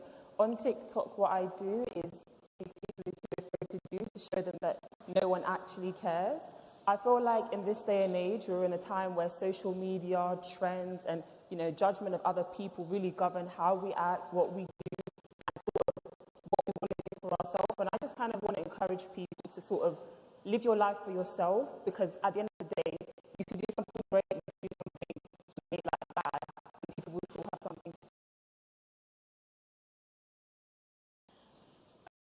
Have Johan joining us in this technical way. So if you would also like to intro yourself and tell us a little bit about you. Yeah, hi everybody. My name is I'm a pronouncer he. Not a cool creator, although I try. But I work on TikTok, a lead of program managers on trust and safety, and so glad to everybody. Amazing. Start. I wanted to hear about your experience as a black creator, the whole, and also on TikTok. Even like the term nuancing how people feel about that. I think there's also, especially on TikTok, a huge space in which black people have been able to occupy as a form that was very much for us, by us. And I wanted to just hear a little bit more about how you all felt about your personal journey and this sort of collective journey we're on as well. who would like to start? I don't mind. Okay. The term kind of black creator, I think, can be loaded because ultimately it can sometimes be a box. So I know, my sister is a travel creator, and she always talks to me about how she's not described as a travel creator, she's described as a black travel creator. And I think sometimes it can feel really objectifying sometimes to feel like you are always, a black this and not just that, and you never have, your main character moment, so to speak, exactly, because ultimately, I am, a black, gay man, but I also am just Benjy, right? Yeah. And so we should be able to be seen as individuals. That being said, I would say that I've gained so much from being part of the black community on TikTok, both kind of on the platform, kind of interacting with all the other amazing kind of black creators, but also kind of off platform at events like this, and even at TikTok kind of behind the scenes, there's so many amazing kind of black people that are making all this happen, and there's such a community vibe, and I think that is I really treasure as well. 100%. I think it gives a lot of people a space to feel included and part of and celebrated and praised amongst people who feel familiar to themselves. Yeah, I feel like when you're deemed like a black creator, it does kind of move a segue against other, races who don't call themselves creators, they're just creators in their own right. But at the same time, when you do have that title of being a other people who might want to look up to you and be like, okay, wait, there are places I can go to sort of see these role models and see that there are people doing what I want to do and sort of putting themselves in place. And I like Benjy, what he said is that, creating these sort of spaces where we can also highlight our good work, it attracts attention from other places where they then notice, oh, okay, they put this black creator on a pedestal, maybe we could also work with them and maybe look at how we could become more inclusive, and if they actually make proper efforts towards, not just, oh, we've got our token black person, let's keep it to the side, but more okay, let's highlight this person just as much as we do with other creators. So yeah. To be completely honest, before I got on TikTok, I had this mentality that you have to work as twice as anybody else, because you are black and you're creating. Because there is that sort of conversation that if you are a black creator, you have to put in twice as much as the effort. So when I got on TikTok, that was the thing that I had. But when I started creating, I noticed that there are a lot of black creators on TikTok, and there is so much support from TikTok itself, from the partners, and I didn't feel like I was in a box. I just felt like I was part of, So that is something that, for me personally, I've experienced. And the fact that behind the scenes, TikTok is very helpful. For me to see a black sort of, creator or someone else that is speaking to me from a black sort of point of view, I felt understood and I felt like I'm kind of accepted and I've been noticed. No, I'm not saying that it's sort of a negative thing or it's a bad thing for me to see another sort of race talking to me, but it's more comforting and very calm to see that, TikTok is recognizing other people and I'm also speaking to someone like me. And the thing with being in a box as well, I feel like when we put ourselves in, because personally, me as Lucy, I try not to box myself into that. But unfortunately, in the world that we live in, we are boxed into that, So we kind of have to live in that box, but thrive more, if that makes sense. Yeah. So literally, that's it. I really agree with that, because in terms of working twice as hard as a black creator, I talk about my personal experience.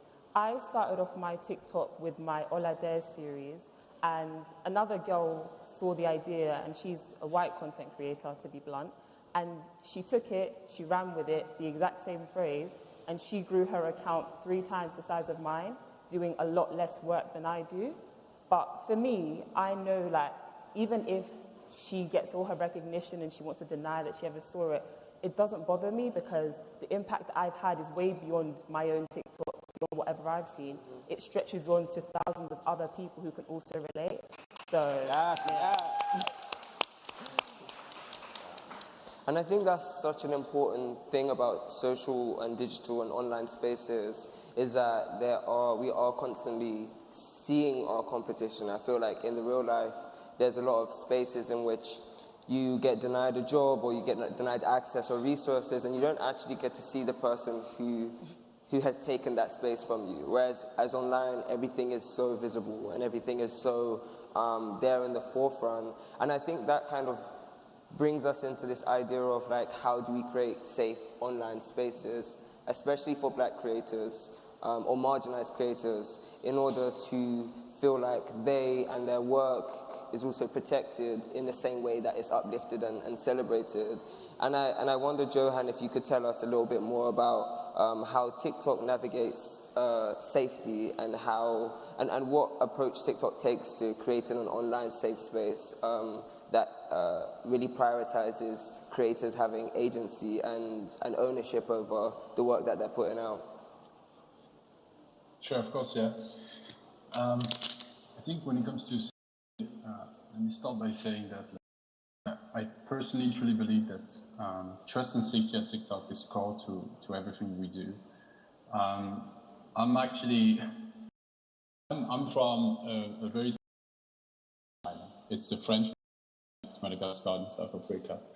All my family is Black. I'm the whitest Black you can find. But when it comes to hate speech, bullying, harassment, those are things that we do not tolerate in the platform, and I really care personally very much about those topics. Keeping this in mind, and because those are topics that constantly evolve, we are repeatedly looking at improving our policies, our features, our processes, and our tools to tackle the subject. Hate speech, for instance, or even counter speech in particular, are complex and ever evolving, and we don't really pretend that we've got all this right? We've made massive mistakes. However, our teams are actively looking at ways to improve there, and I'm personally looking at making sure that this is happening. So, for example, last October, we've announced that we've strengthened our enforcement against hate speech to help ensure that we capture the evolving landscape of languages and emojis and terminologies that create and makes up hateful behaviors.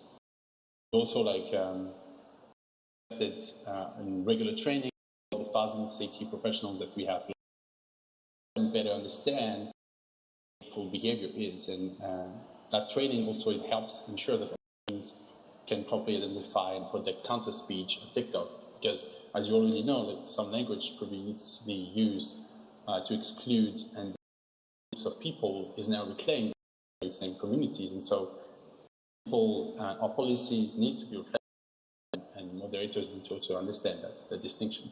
And our team, have made great progress on that front.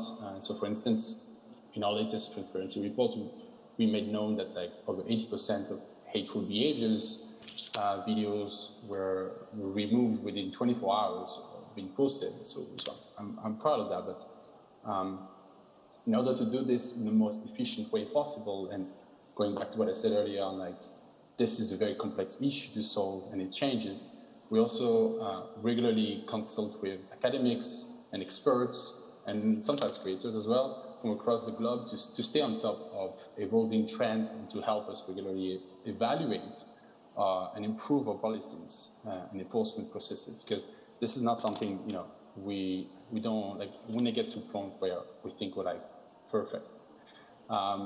We invest at scale in safety, constantly trying to provide a community with different range of tools, and they're all easy to find online. But I wanted to take a few more of them. The most one is just in-app reporting. We also have the restricting, where you can just make sure that nobody can comment, just a few people can comment, everybody, right? And my favorite by far is, I think you should know, is comment with specific words. Find some words being undesirable, you can just add them to a list. So In a nutshell, this is the approach that TikTok has when it comes to sensitivity. And I think it's really important, I guess, as well for these conversations to exist so that the internal conversations and the internal tools that are being implemented into these social media platforms and the creators are having conversations so that people know how to censor or how to filter out any negativity that you are facing.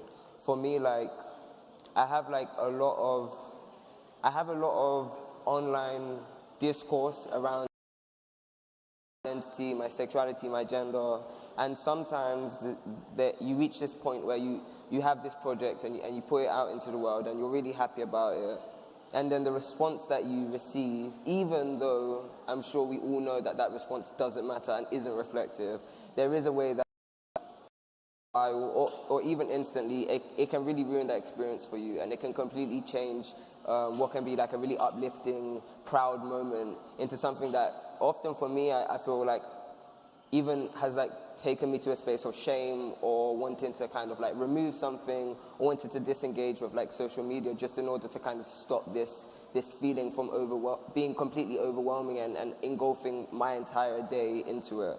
So I wondered what you do when you do face this negativity. Is it that you take time offline? Is it that you ask somebody else to take over your account? What ways do you combat and I guess survive in that space, to thrive and continue to create whilst facing these obstacles? I can go. What I would say, first of all, like my own boundaries. Mm-hmm. Boundaries are so important as like a Black marginalized creator. So for example, mine are that my stitches are off. You're not going to stitch me. Mm-hmm. And because I used to get a lot of people who would just stitch one like snippet of the video, the worst part or the bit that sounds a bit strange. Cherry picking. Yeah, and then they would go off. And like, you know, I said for me, I was like, you're not going to stitch it. And if someone green screens it and does it anyway, I don't reply, don't respond, mm-hmm. don't engage, because for me, you can't stitch me. So that's my thing. I don't go back and forth in comments. I will explain the points you can. You need to explain, but anyway, so things like that, making sure that you're not getting sucked into negativity. Mm-hmm. But what I also want to say, and you know, to everyone here who creates, like, this is so important to understand. People are going to hate. The haters are going to hate, like that song from back in the day. They're going to hate. And the thing is, it's true. And the thing is, it's like, there are people who you don't even know, you'll never ever meet, who hate your guts. Yeah. And that's always going to be the case. And the thing is, if you dwell on who hates you, who doesn't hate you, that's not going to change who hates you or doesn't hate you. Mm-hmm. All it's going to do is make you feel sad. And then if you change your behavior, what you create, what you put out into the world, to make them like you, they're going to find something else to for. Yeah. So the only solution is just to make sure that you are creating content that you love, that makes you feel happy, that you are proud of, and let them hate. That's what I say anyway. 100%. I feel like as well it's this idea of taking the audience away from it. Like, what would you create if nobody was watching? Exactly. And I think that at the should, for me personally, is at the forefront of anything that I make. Would I want to receive this information? Would I want to be able to see this? Yes, therefore it's enough.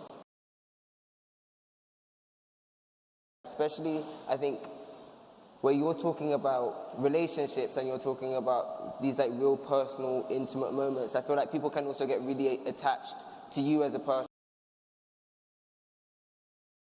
It's kind of like agony aunt, like you are going to save me. I think also that's like a huge thing to talk about, the amount of labor that it is, not necessarily a negative comment in a way that we would stereotypically see it, but in a way that people are asking more than sometimes you have the capacity to. Yeah, you've explained it in the way that could have been explained. Because of the kind of content that I create, people really get attached. I remember, just to be a bit personal, there was a period whereby I could not take it because of the expectation that I had. People had that sort of right of, okay, cool, now that I watch you, can you help me out with this situation? Can you help me out with that situation? What can I do here? How can I do that? And I'm like, okay, First of all, I feel like, because the energy they are giving is not from a positive perspective. It's usually something sad or something has happened. So I need to take that and turn it into a positive. But at the end of the day, I'm thinking about myself as well, and I'm like, this is a little bit too much. So when I get to a point whereby I kind of explain to them that give me time, or I'll reply back to you, or something different, that's when I kind of get sort of attacked for it, and sort of like, oh, so why do you put the content out there if you do not want us to ask any questions, or if you don't want us to interact? And I'm like, but I myself as a human being, I need to be okay in order for me to answer you these questions. So for me, in a way, how I kind of tackle all that negativity is that the first number one rule is that human beings will always hate. Can never take it away. It's nature. And if you're a creator and you think that you're going to be on a platform and people are going to like you, you're lying to yourself. Like, you need to sort of wake up and reality and be like, people are generally not like you. People even not like the shoe you're wearing, the hair, the topic, off topic from or the way you're speaking. Random, you know, people will choose that you're doing. So for me, I say to myself, as long as I feel good as I'm doing this, then I'm fine, you know. Anything else that comes is all right. And the thing that helps me is that I make sure that I create a positive space for myself. I take time out. I read a lot of motivational books, self-help books. They're the only books that I read, because I know I need to be ready when that happens, when someone comes here. Because if someone comes and attacks my personality, what am I going to do about it? Am I going to be like, hold on a minute, that's not me? Or if someone says, oh, you know, like someone says, oh, for example, your eyelash was bent in this video, what am I going to say? I need to be like, okay, sorry, I didn't notice that. You know, those kind of things. So it usually happens. So I get to a space where I say to myself that I am who I am for a reason. People do follow me for a reason. There is a proportion of people that understand where I'm coming from, and the people understand what I'm doing. However, regardless, there are people who are going to hate. But then people are entitled to their opinions. Everyone has an opinion, but never let someone else's opinion become your voice. Because when someone else's opinion becomes your voice, then they are controlling your life. And you have to be in control of your life. So I get to a position where I'm like, you don't control my life. I control my life, you know. I, Lucy, when I sit down and I make my video, in that moment, I am creating it because I know there is someone out there who love it. You know, and you were saying when it comes to relationships, like sometimes it's sort of the hate that I get from the side of the male side, because my content is towards the women, you know. And it came from a point, and I'm going a bit too long with this, but I went on TikTok and I saw so many men doing these videos, telling women how to get a high-value man. But I'm like, who is a high-value man? A high-value man is the one who's respectful, caring, kind. That is high value, not money. And I was seeing so many videos on that side. And I was like, hold on a minute, I can do this. I'm a woman. I can speak from what we feel, what we go through, you know. So I get hate from that side. And I'm like, you know what? I'm here for the ladies as much as you're a guy. If the ladies agree, then it's right. So that's it. Yes. And I guess, how do you ensure your well-being as a black TikTok creator? What coping mechanisms do you have? How do you take time out? How do you continue to be inspired to create content in sometimes a time where it's difficult enough to kind of exist? What would you say to people as like maybe your go-tos as to keeping yourself as whole and articulate and, I don't know, responsive as possible for the audience that you have? I think for me, I sort of think about one time, there was a time when another platform, like people commonly take TikTok videos and put them somewhere else. And people on this other platform, you know, they love to get into it in the comments. So, like people were saying, oh my gosh, I can't believe she's doing that. That's so embarrassing. Like, why would you do that?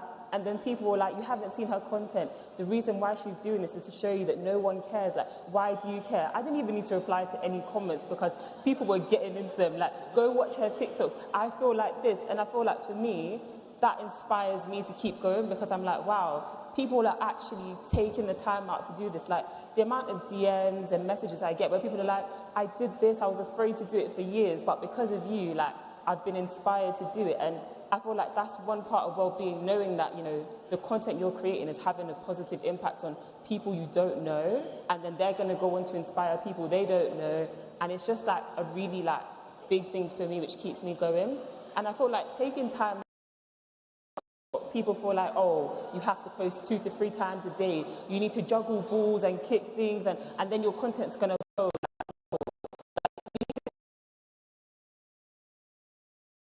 Feel that burst of passion. You're like, you know what? Then I'm going to see what happens. And putting less pressure on yourself. Like, everything happens in its own time and in the right time. Like, I don't think that you're on the panel today speaking to everyone about, you know, seeing negativity 1 year ago, but, you know, in its own time, everything happens. So don't put pressure on yourself. Yeah, that's what I think. And I feel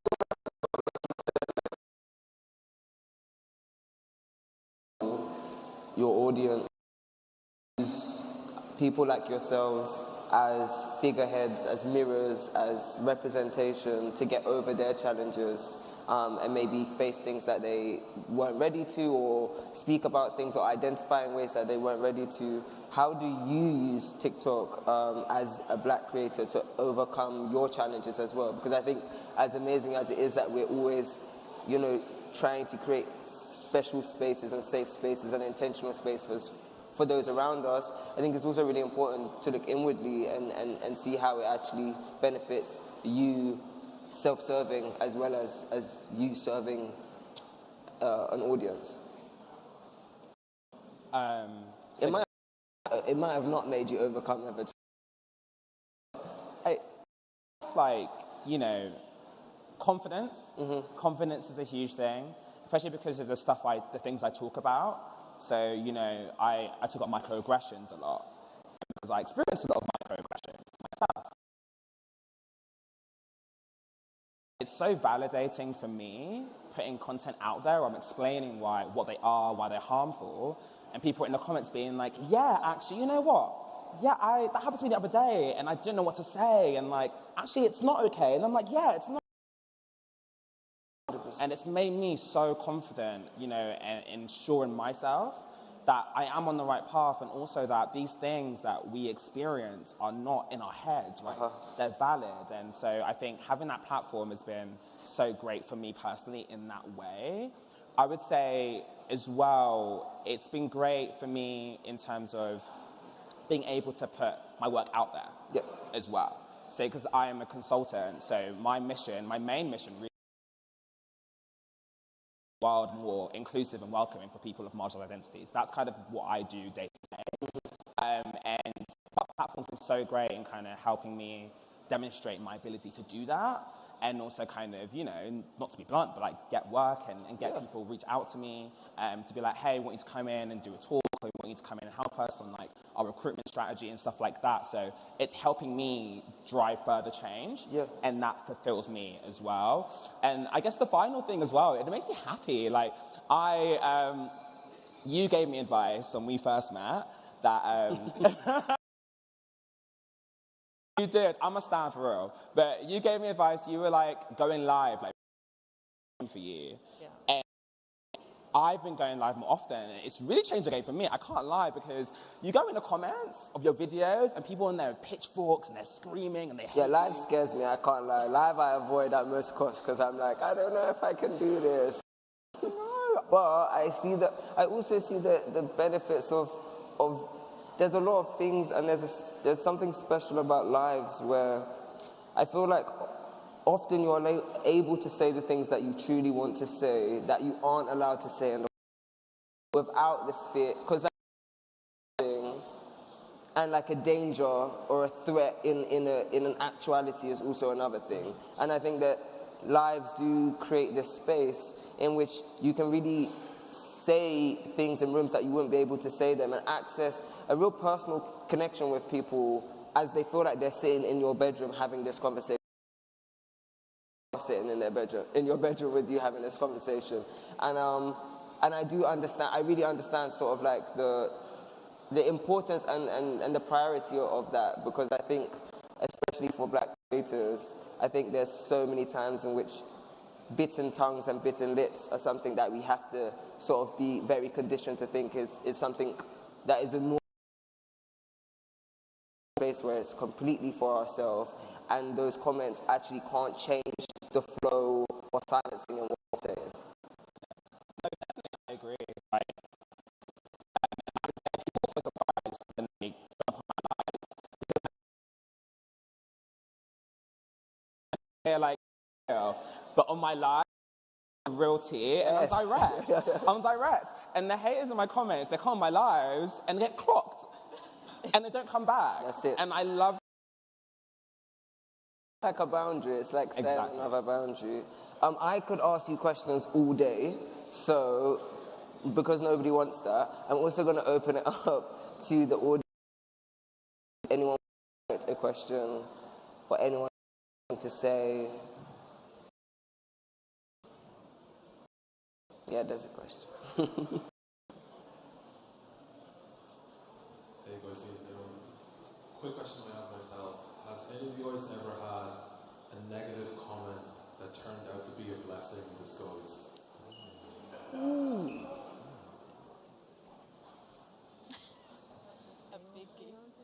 Yeah.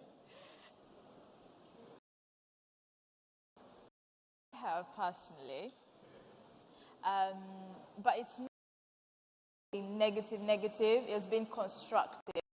You know, and someone says something, and I'm like, okay, you know, cool. Like if someone says, for example, let's say my videos, I usually say, if he. So people are like, oh, I'm so tired of this. Every time she's about if he. What about me if it's a she in my situation, you know? It is a she. So, and I'm like, oh, hold on a minute. That is true because in a way, not everyone is he. Some people are he, she, or he. That kind of thing. You know what I mean? So that, in a way, the first time it came to me, I looked at it and I was very negative. I literally looked at it and I was like, I'm speaking about women. I'm only speaking about, okay, if it's a guy and a woman. Anything else outside that box, I'm not experienced. I don't know. Then I came to understand that it's not about he or she. Relationships, either it's a she or he or she or whatever situation it is, we all kind of experience the same thing.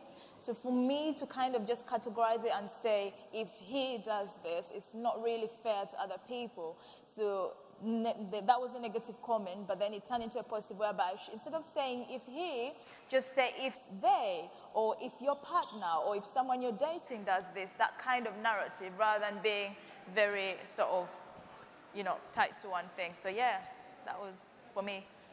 That's amazing as well. I think that is, I feel like I look at a lot of negative as, or try to find the, usually there's either someone who hasn't quite found the articulation to ask a question and coating it in aggression or violence or hate in some way. I try not to center that too much because I think it takes a lot of like energy.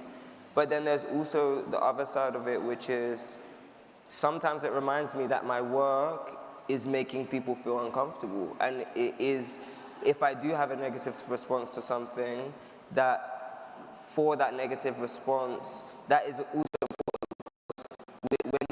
We're not changing narratives overnight, and I don't think any of us want to feel like we have the ability to do that either. And I think sometimes it does. I don't like to say like fuel me, because it doesn't fuel me, but it reminds me that there's still spaces and there's still work to be done. So sometimes I try to look at it in that way.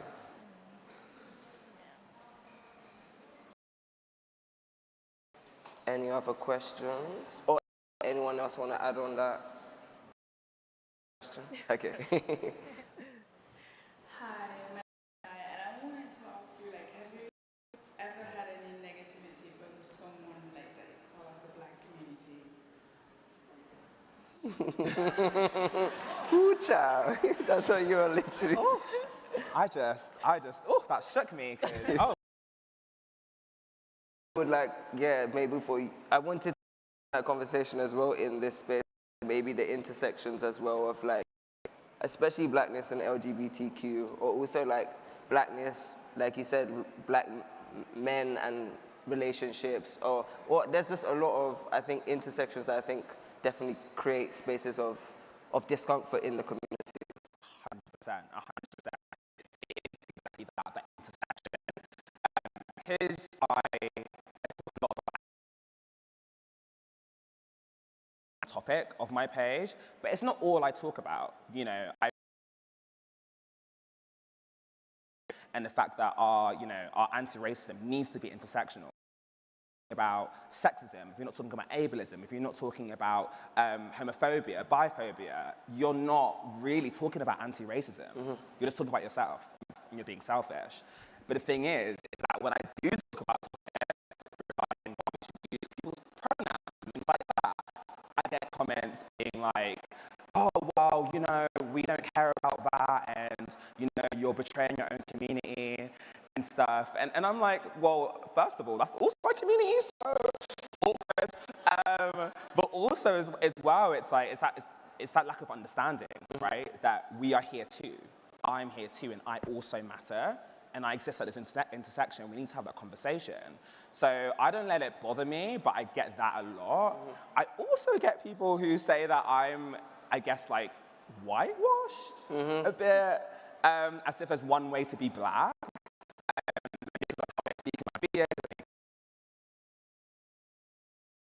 People need to understand that, like, this is black, right? We are all black. You know, black shapes, sizes, and we express ourselves in different ways, and we're all beautiful and we're all valid. And that's 100%. 100%. Okay, we maybe have time for one last question. We'll wrap us up. Okay, so my question is, probably you guys have experienced this, when, you know, you have made a negative comment to you, but how have you, when you were affected by a negative comment, out, when you were affected by a negative comment? Do you understand? For me, there is this thing, it's just in my head, but you just in my head.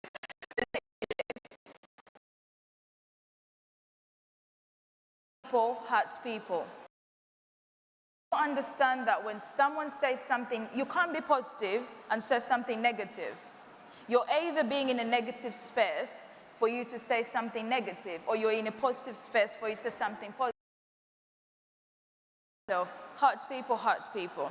And there is something that I read from a book that I read. It's a very nice book. It's called Everyday Confidence. So, yeah, if you really want to, you can check it. It literally said some people in letting out their negative energy. So what they do is that when they say something, then they become positive. But they have offloaded that negativity onto you, leaving you negative in that negative space. So you kind of think to yourself, they say he's out there enjoying his life. Just drops a comment and he's out there enjoying. He's like going out and about, you know, having parties and doing whatever. You're here in your bedroom crying, feeling terrible, questioning why did they say something negative or this or that, you know, that kind of thing. So for me, I always say hurt people, and then I sort of say from, that's absolutely fine. Or books, surround myself with positive, sort of say, you know what, it doesn't matter what they said. They are who they are. They're entitled to, because I am who I am as well. So literally that's it, yeah. That's how I do it. And if I add to that, how do I deal with, what was the question again? So So with my type of all of us, people have opinions. And I feel like one thing we have to realize is that whether you do something good or bad, people are going to say something. So I think of content like food. Like, I'm going to put out food. You might like food, you might have an opinion, I don't like that food. That might be someone else's favorite food. You just kind of have to take it on the chin and be like, okay, like, it's difficult because, we're putting our ideas out there and you're going to have people have an opinion on it. Like, you're not always going to get a positive response. You can't change other people or what they're going to say. That sort of helps me think like, okay, this person said something negative, they said something I don't like. Okay, and I just keep it moving really, like, yeah. And something I wanted to just to add on what you said, we need to understand we are all brought up in different environments. We all see things differently. We respond to things differently. So that also creates the way we say things differently. Like she talked about food when it comes to like food. Just because you don't love doesn't mean the other country's jollof is not good. Just say. Because if you've grown up in a household that jollof is nice, doesn't mean the other one is terrible. So in that kind of way, you just have to understand that some people are brought up differently and they haven't seen certain things a certain way. And because of that, they let out the negativity in the way they can. And maybe they don't know, and maybe, so yeah. I think that's it. I think with this topic, it is. And I think as social media continues to evolve, we will continue to adapt and evolve in ways that we deem fitting. And I would love to know that we're running out of time. So I just want to say thank you to all of you for sharing your experiences and also for the resistance and resilience that you have to create incredible Black content in a time in which Black people are not always centered and held and comforted, and I think that's a really important radical thing. So big up yourselves. You're amazing. Thank you very much. Thank you. And that's it. That's it from us. But I'm assuming you guys will be around for the day. Thank you so much for joining us on your webcam. We get to transfer borders and locations. But yeah, thank you all for listening, and I'm sure you can grab these guys for any other questions today. Thank you so much.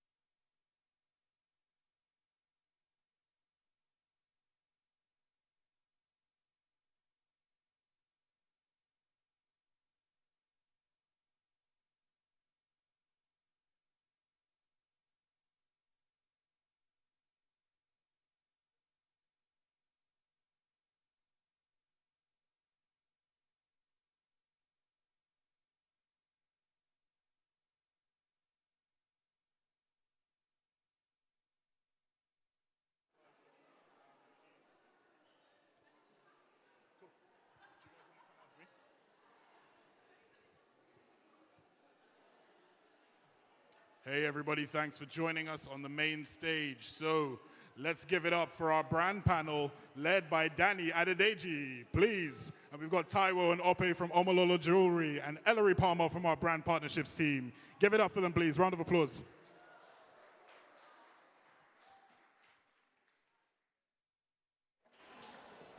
Where do we sit?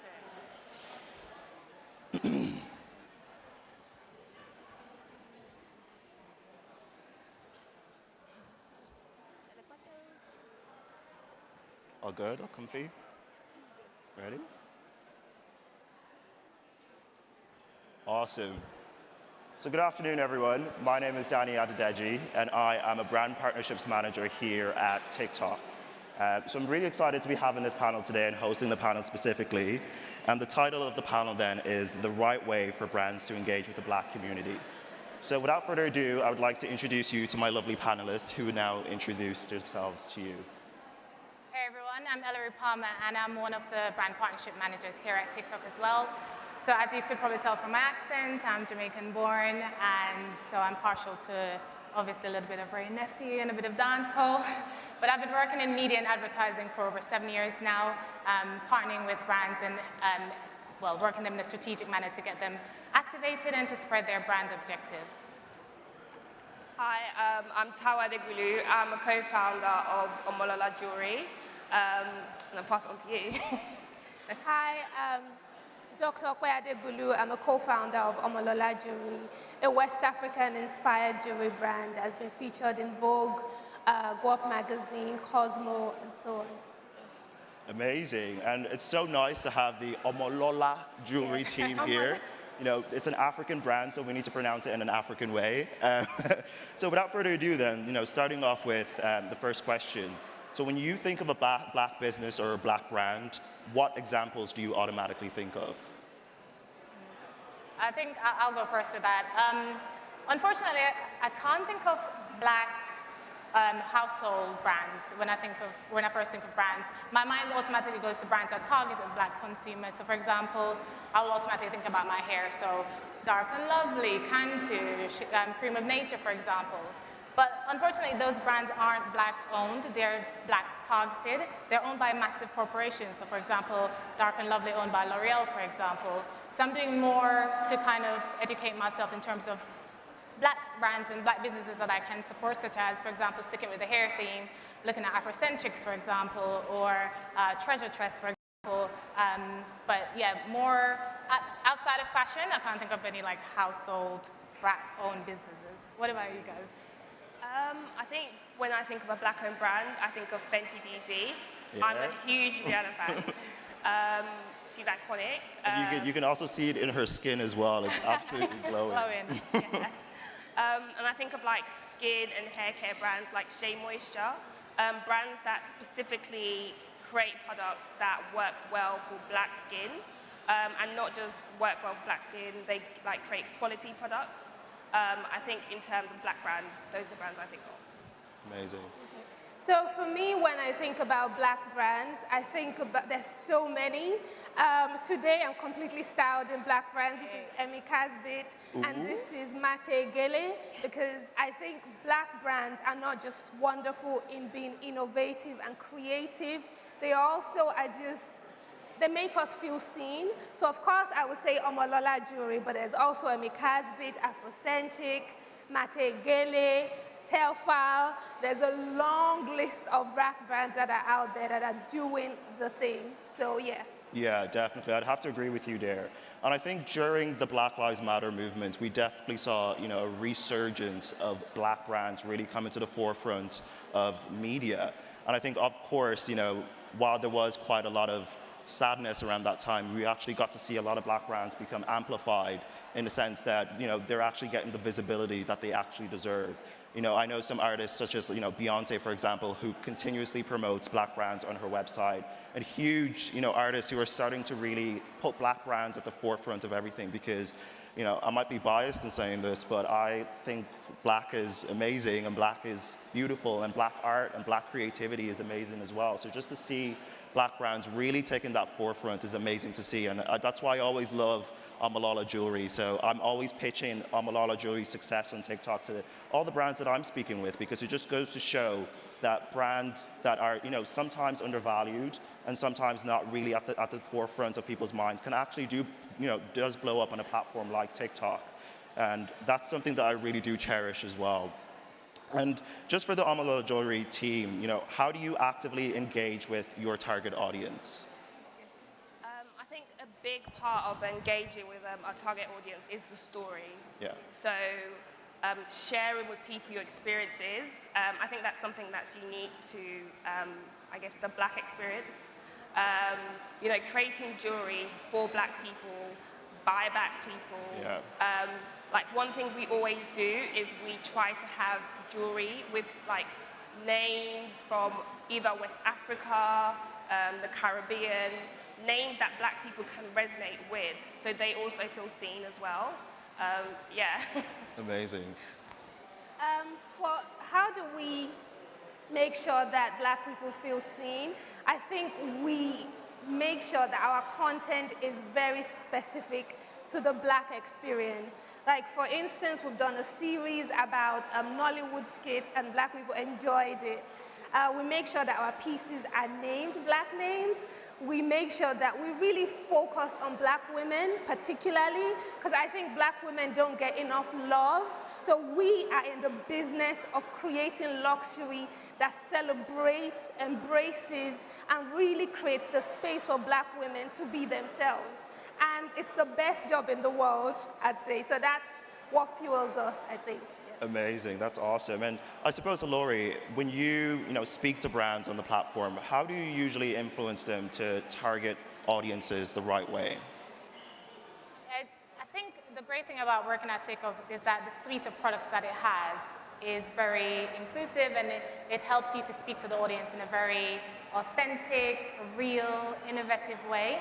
Having different formats on the platform where it's native in feed as people are scrolling through. It's that messaging that they put behind their creative, making sure that they're speaking to their brand, to their community in their own languages, and telling that story as well. I think using creators at the front of that is quite important as well, especially when you're speaking to the black community, making sure that someone that can tell that story is telling that story for a brand, because brands can be so massive and soulless, I guess, sometimes. So it's great to have someone at the forefront of that, telling that story for you. Amazing. And Dr. Rockba, you touched on something that I definitely resonated with just the fact that, black women don't really get a lot of love and representation as well, on a media space. What setbacks have you experienced in your career due to a lack of representation within media brands and media spaces as well? Okay, do you have all day? We've got 20 minutes. Because as a black woman trying to start a business in fashion, first of all, we're women, so people don't take it seriously. They're like, oh, what's that about? Fashion? Why would you do that? So there's that. Secondly, there's this idea of why would you focus on black women? Because I'm like, because black women are great, let's not even focus on the money behind it. Black women, they're innovative, they're creative. I'm a black woman. So we've had challenges with regards to getting investment because people don't really believe in the power of serving the black community, particularly black women. We've had issues with regards to being taken seriously and being able to have access to spaces. But I think TikTok and working with TikTok has been able to create an opportunity for us to really showcase our brand. Tao can say more about that. Yeah, I think a challenge that we have as a business run by black women is access to spaces, access to funding, but social media kind of allows us to, I guess, have access to our target audience, have access to black women on a huge scale that without social media we never would have had.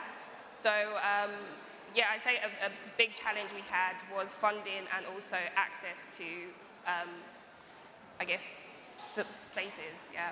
Yeah, and I definitely would have to agree with you on that point. And, you know, just as a follow-up question, how do you sort of overcome that, and what sort of steps do you take to overcome that on a daily basis? I'd say always trying to be innovative. Yeah. If something isn't working, like trying to think, okay, what's the next step? What can I do? What will work? And always being to try something new.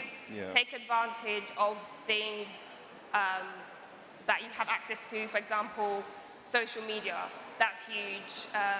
Use social media to create brand awareness, to create a community, and just try and use the resources around you, even if you don't necessarily have money in that time, if that makes sense. Yeah, that makes complete sense. Have you got anything to add to that? So one way in which we try to overcome that is we very much focus on listening to our audience. So if we notice that Black women want more hoops, bigger hoops, we'll make it. If we know that maybe they don't want as many rings, we'll make it. So we try to make sure we listen as much as possible to Black women, make sure that the customer service is always on point, even when we are exhausted, because Black women don't often get an opportunity where they feel seen and being treated well. So for us, we try to incorporate that into how we act to redefine luxury. Luxury for us, is making sure that Black women really feel seen. So that means, let's say a customer is having a bad day and they're like, where are my earrings? You breathe and you come in and you're like, oh, I'm so sorry that you haven't received them yet. Is there anything else I can do to make you happy? In that moment, you've let that woman, that Black woman, feel special, feel seen, feel valued. She's gonna come back. So that's really what we focus on, rather than focusing on the noise that's always telling us, oh, there's no space for you, there's no money for you. That's them, that's fine. But we focus on who we need to focus on, and that's what's helping us to win. Yeah, that's some really powerful stuff. I feel so inspired right now. And even, you know, obviously we all know that, especially in this new day and age, Black women have to go that extra mile to really see success. And I definitely do agree with you in the sense that, you know, not focusing on all the noise around you and really just focusing on what your target audience wants, what your target market wants, and delivering that is so powerful and does really well as well. I suppose as a follow-up question to that then, you know, what do you think that brands need to do better when it comes to engaging with Black talent as well as amplifying them?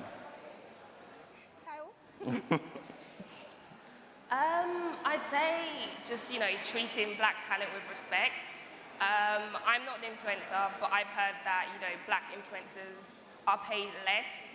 I think understanding the influence that some Black influencers have in their audience. Yeah. I feel like we have like a unique audience where, you know, we're smaller demographic, so people are more likely to feel aligned to that person.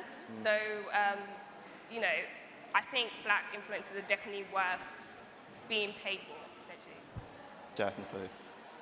With regards to Black talent and the ways in which brands can look after them, I think it's really making sure that when you invite them in to take up roles in your company, you don't just make them an afterthought. They are not just there for Black History Month or whatever other month. They are there to be a part of the conversation. Yeah. So you need to allow them to be able to speak their minds, express themselves, come up with ideas, and also make sure that they're not taking on emotional labor of dealing with racism, because that's not why they're there, unless they're a diversity lead. If they are not a diversity lead, do not make them a diversity lead because you can't be bothered to find another one. So that's what I think brands could do better. Really harness the talent of these people and let them shine. That's why they're there. Yeah, definitely. And I suppose I can pose that question to you too, Lori. You know, with working with brands on a constant basis, how do you think that brands can do better when engaging with Black talents, especially on the creator marketplace? Yeah, I think brands have an obligation to, you know, let their audience's voice be heard and meet their audience's needs. And it goes back to what you were saying about, not just jumping on a trend just because it's Black History Month, for example, not riding the wave of the George Floyd movement now because it's cool. It's about, telling the real stories of people within the Black community and doing so in an authentic fashion. And also, I think we're tired of the kind of struggle kind of narrative that's been told a lot. It's time to kind of shift that, and then using Black creators at the heart of that, as I mentioned before. I mean, something that pops to mind, is thinking of the Sainsbury's advert from last Christmas, for example. That was an amazing advert. For the first time, I saw my household reflected on the TV screen in a normal way with just people enjoying Christmas. It had nothing to do with being Black. It's just people living their lives and doing normal things. But even though there was a small amount of people that saw that negatively, this is what brands need to do more of, to be bold, to challenge and go against the, don't try to placate, say, white people or making people feel comfortable. Yes. It's the right thing to do, and that's what they need to be doing more of. Definitely. And I also think there's a relatability factor to it as well. Brands always want to be relatable, and they sometimes don't really see the general audience. And I think you definitely hit the nail on the head there, where brands really need to, I don't want to say take a chance at Black people, because Black people don't need that, but especially businesses need to really understand that Blackness is also part of their audience, and Black people want to be represented as well. So when brands are looking to launch huge campaigns, and when they're looking to really get out there, that importance of ensuring that everybody's being represented, both Black, white, disabled, everybody is really encompassing that element of unity on the platform would do so well. And I think it's really powerful on the platform as well. And one thing that I love about TikTok is just the fact that you see everything on the platform. So you see, Black women thriving. You see things that you don't usually see with traditional media formats. And I think that's something that really benefits a lot of Black brands on TikTok as well. If you have any word of advice for any business owners, what would they be? I think if I had a word of advice for any business owner, I would say go for it. People may tell you that your idea is not great, but that's them. You start small. If you're interested in launching a jewelry brand for cats, there is a market for it. You may not feel like there is within your immediate circle, but test it out on Instagram, test it out on TikTok. You might be surprised. Your little cat business might become $1 billion business. Lots of people have cats. So essentially what I'm trying to say is just go for it. Test it out small with whatever small money you have, 100, 300 pounds, and start. That's how we did it. I say my advice to anyone, starting a business would be focus on your audience, focus on your target audience, and even if, the wider noise tells you there's no market in it, having a niche audience has its benefits, because then you can use your resources in a way that will be useful. Use social media. Social media is available. You can reach people all over the world. That's my advice. Awesome. I guess I'll approach the question a little bit differently and maybe say advice that I would give brands looking to engage the Black community. The first thing I would say is to just make this a part of your long-term strategy. As we said before, don't just make this a thing for now. Implement this over the long term and build that within your marketing strategies to, show Black people throughout your creatives and throughout your advertising campaigns.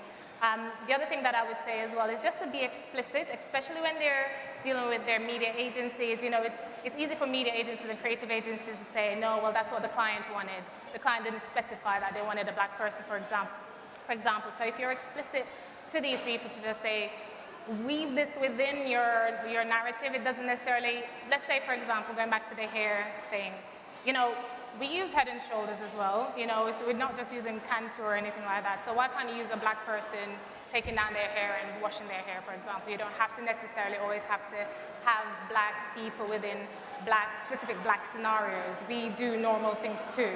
Yeah. And I guess the last thing, being a TikToker myself, is just basically saying use the TikTok platform to engage the audience.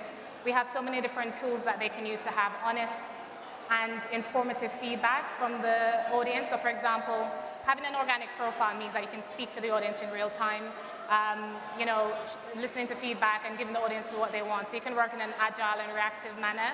So using functionalities such as duets and stitch, you know, you can answer someone's question or in a funny way, or just even using the different trends to engage with your platform, and that's what builds brand loyalty.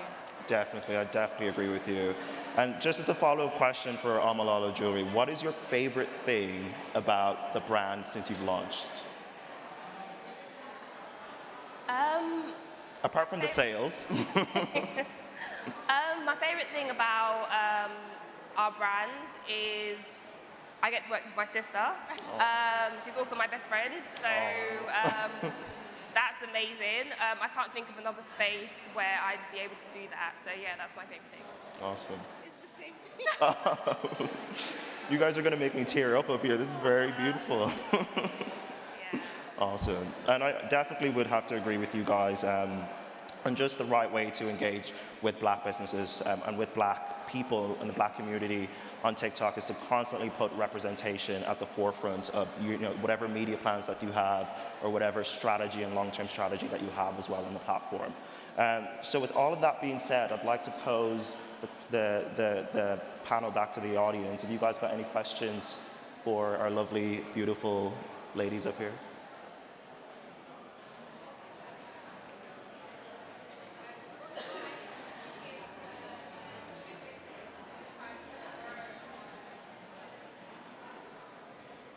Just to repeat that question for people who didn't hear, the question was, what advice would you give to new businesses that are trying to grow on TikTok? I'd say my advice would be to do things that are like interactive and engage with your audience. For example, people really engage with like a day in my life or like pack an order with me. And yeah, just try and engage your audience as well as finding your audience as well. For example, you need to like define who your target audience is, what they look like, what their interests would be, and then try and create content that you think they would enjoy.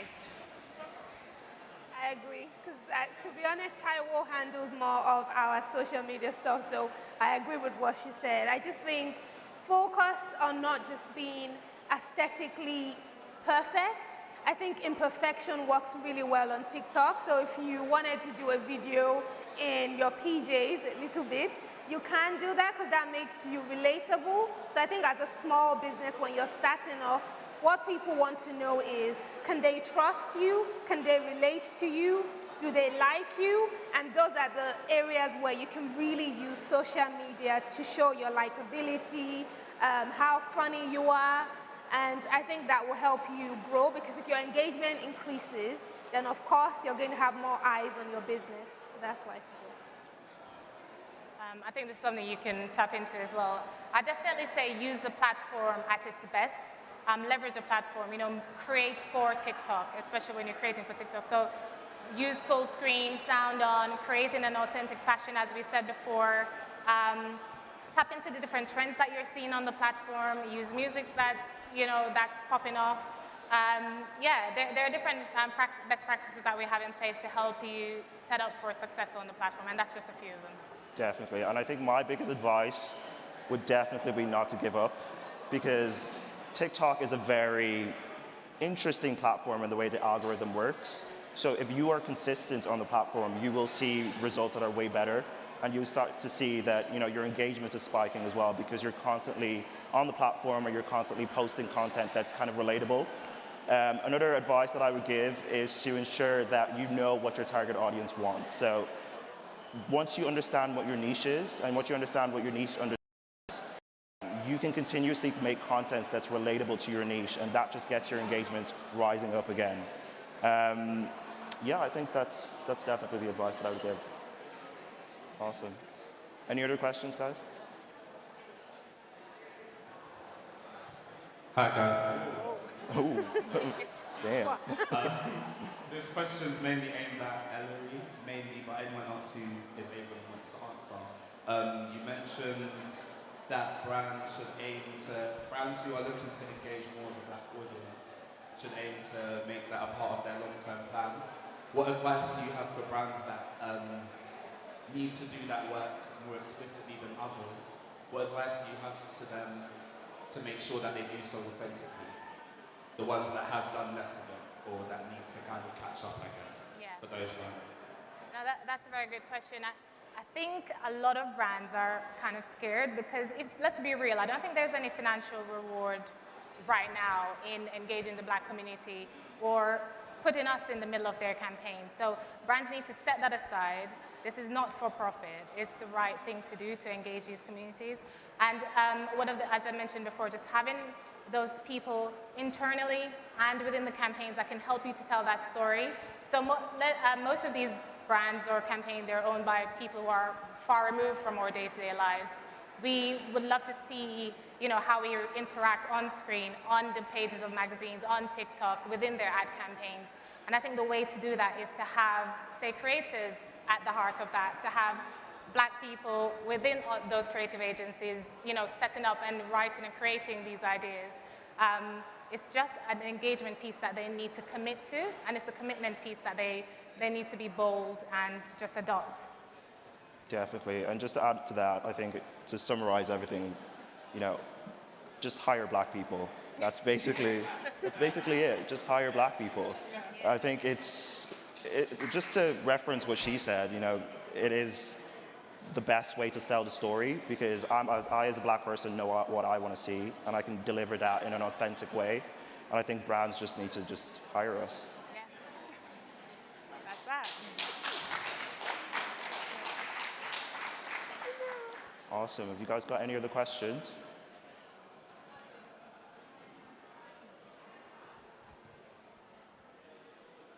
Probably completely off topic, but that pantsuit that you are wearing, listen, you are giving us fashion Stand up today. and give them a spin. Woo! Wow. Thank you. Who's like your inspiration? Like, 'cause for me, I know who I look at Tracy Ellis Ross as like my person. So who's yours? I like Tracy Ellis Ross and somebody called Tanika. She's on TikTok. So I look at a lot of black creators, black fashion bloggers, and particularly the ones that highlight black businesses. Those are my inspiration, because I know they love black people, so, Awesome. Have anyone got any other questions? No? Awesome, coolio. Well, thank you so much, guys, for joining us for this panel. And thank you to my amazing panelists as well for just being beautiful. Look at the gold just reflecting off all their black skins, just glowing. Really appreciate you guys joining us, and I really appreciate everybody else listening as well. Just a round of applause for my panelists, please. Awesome. Well, thank you, guys. Awesome.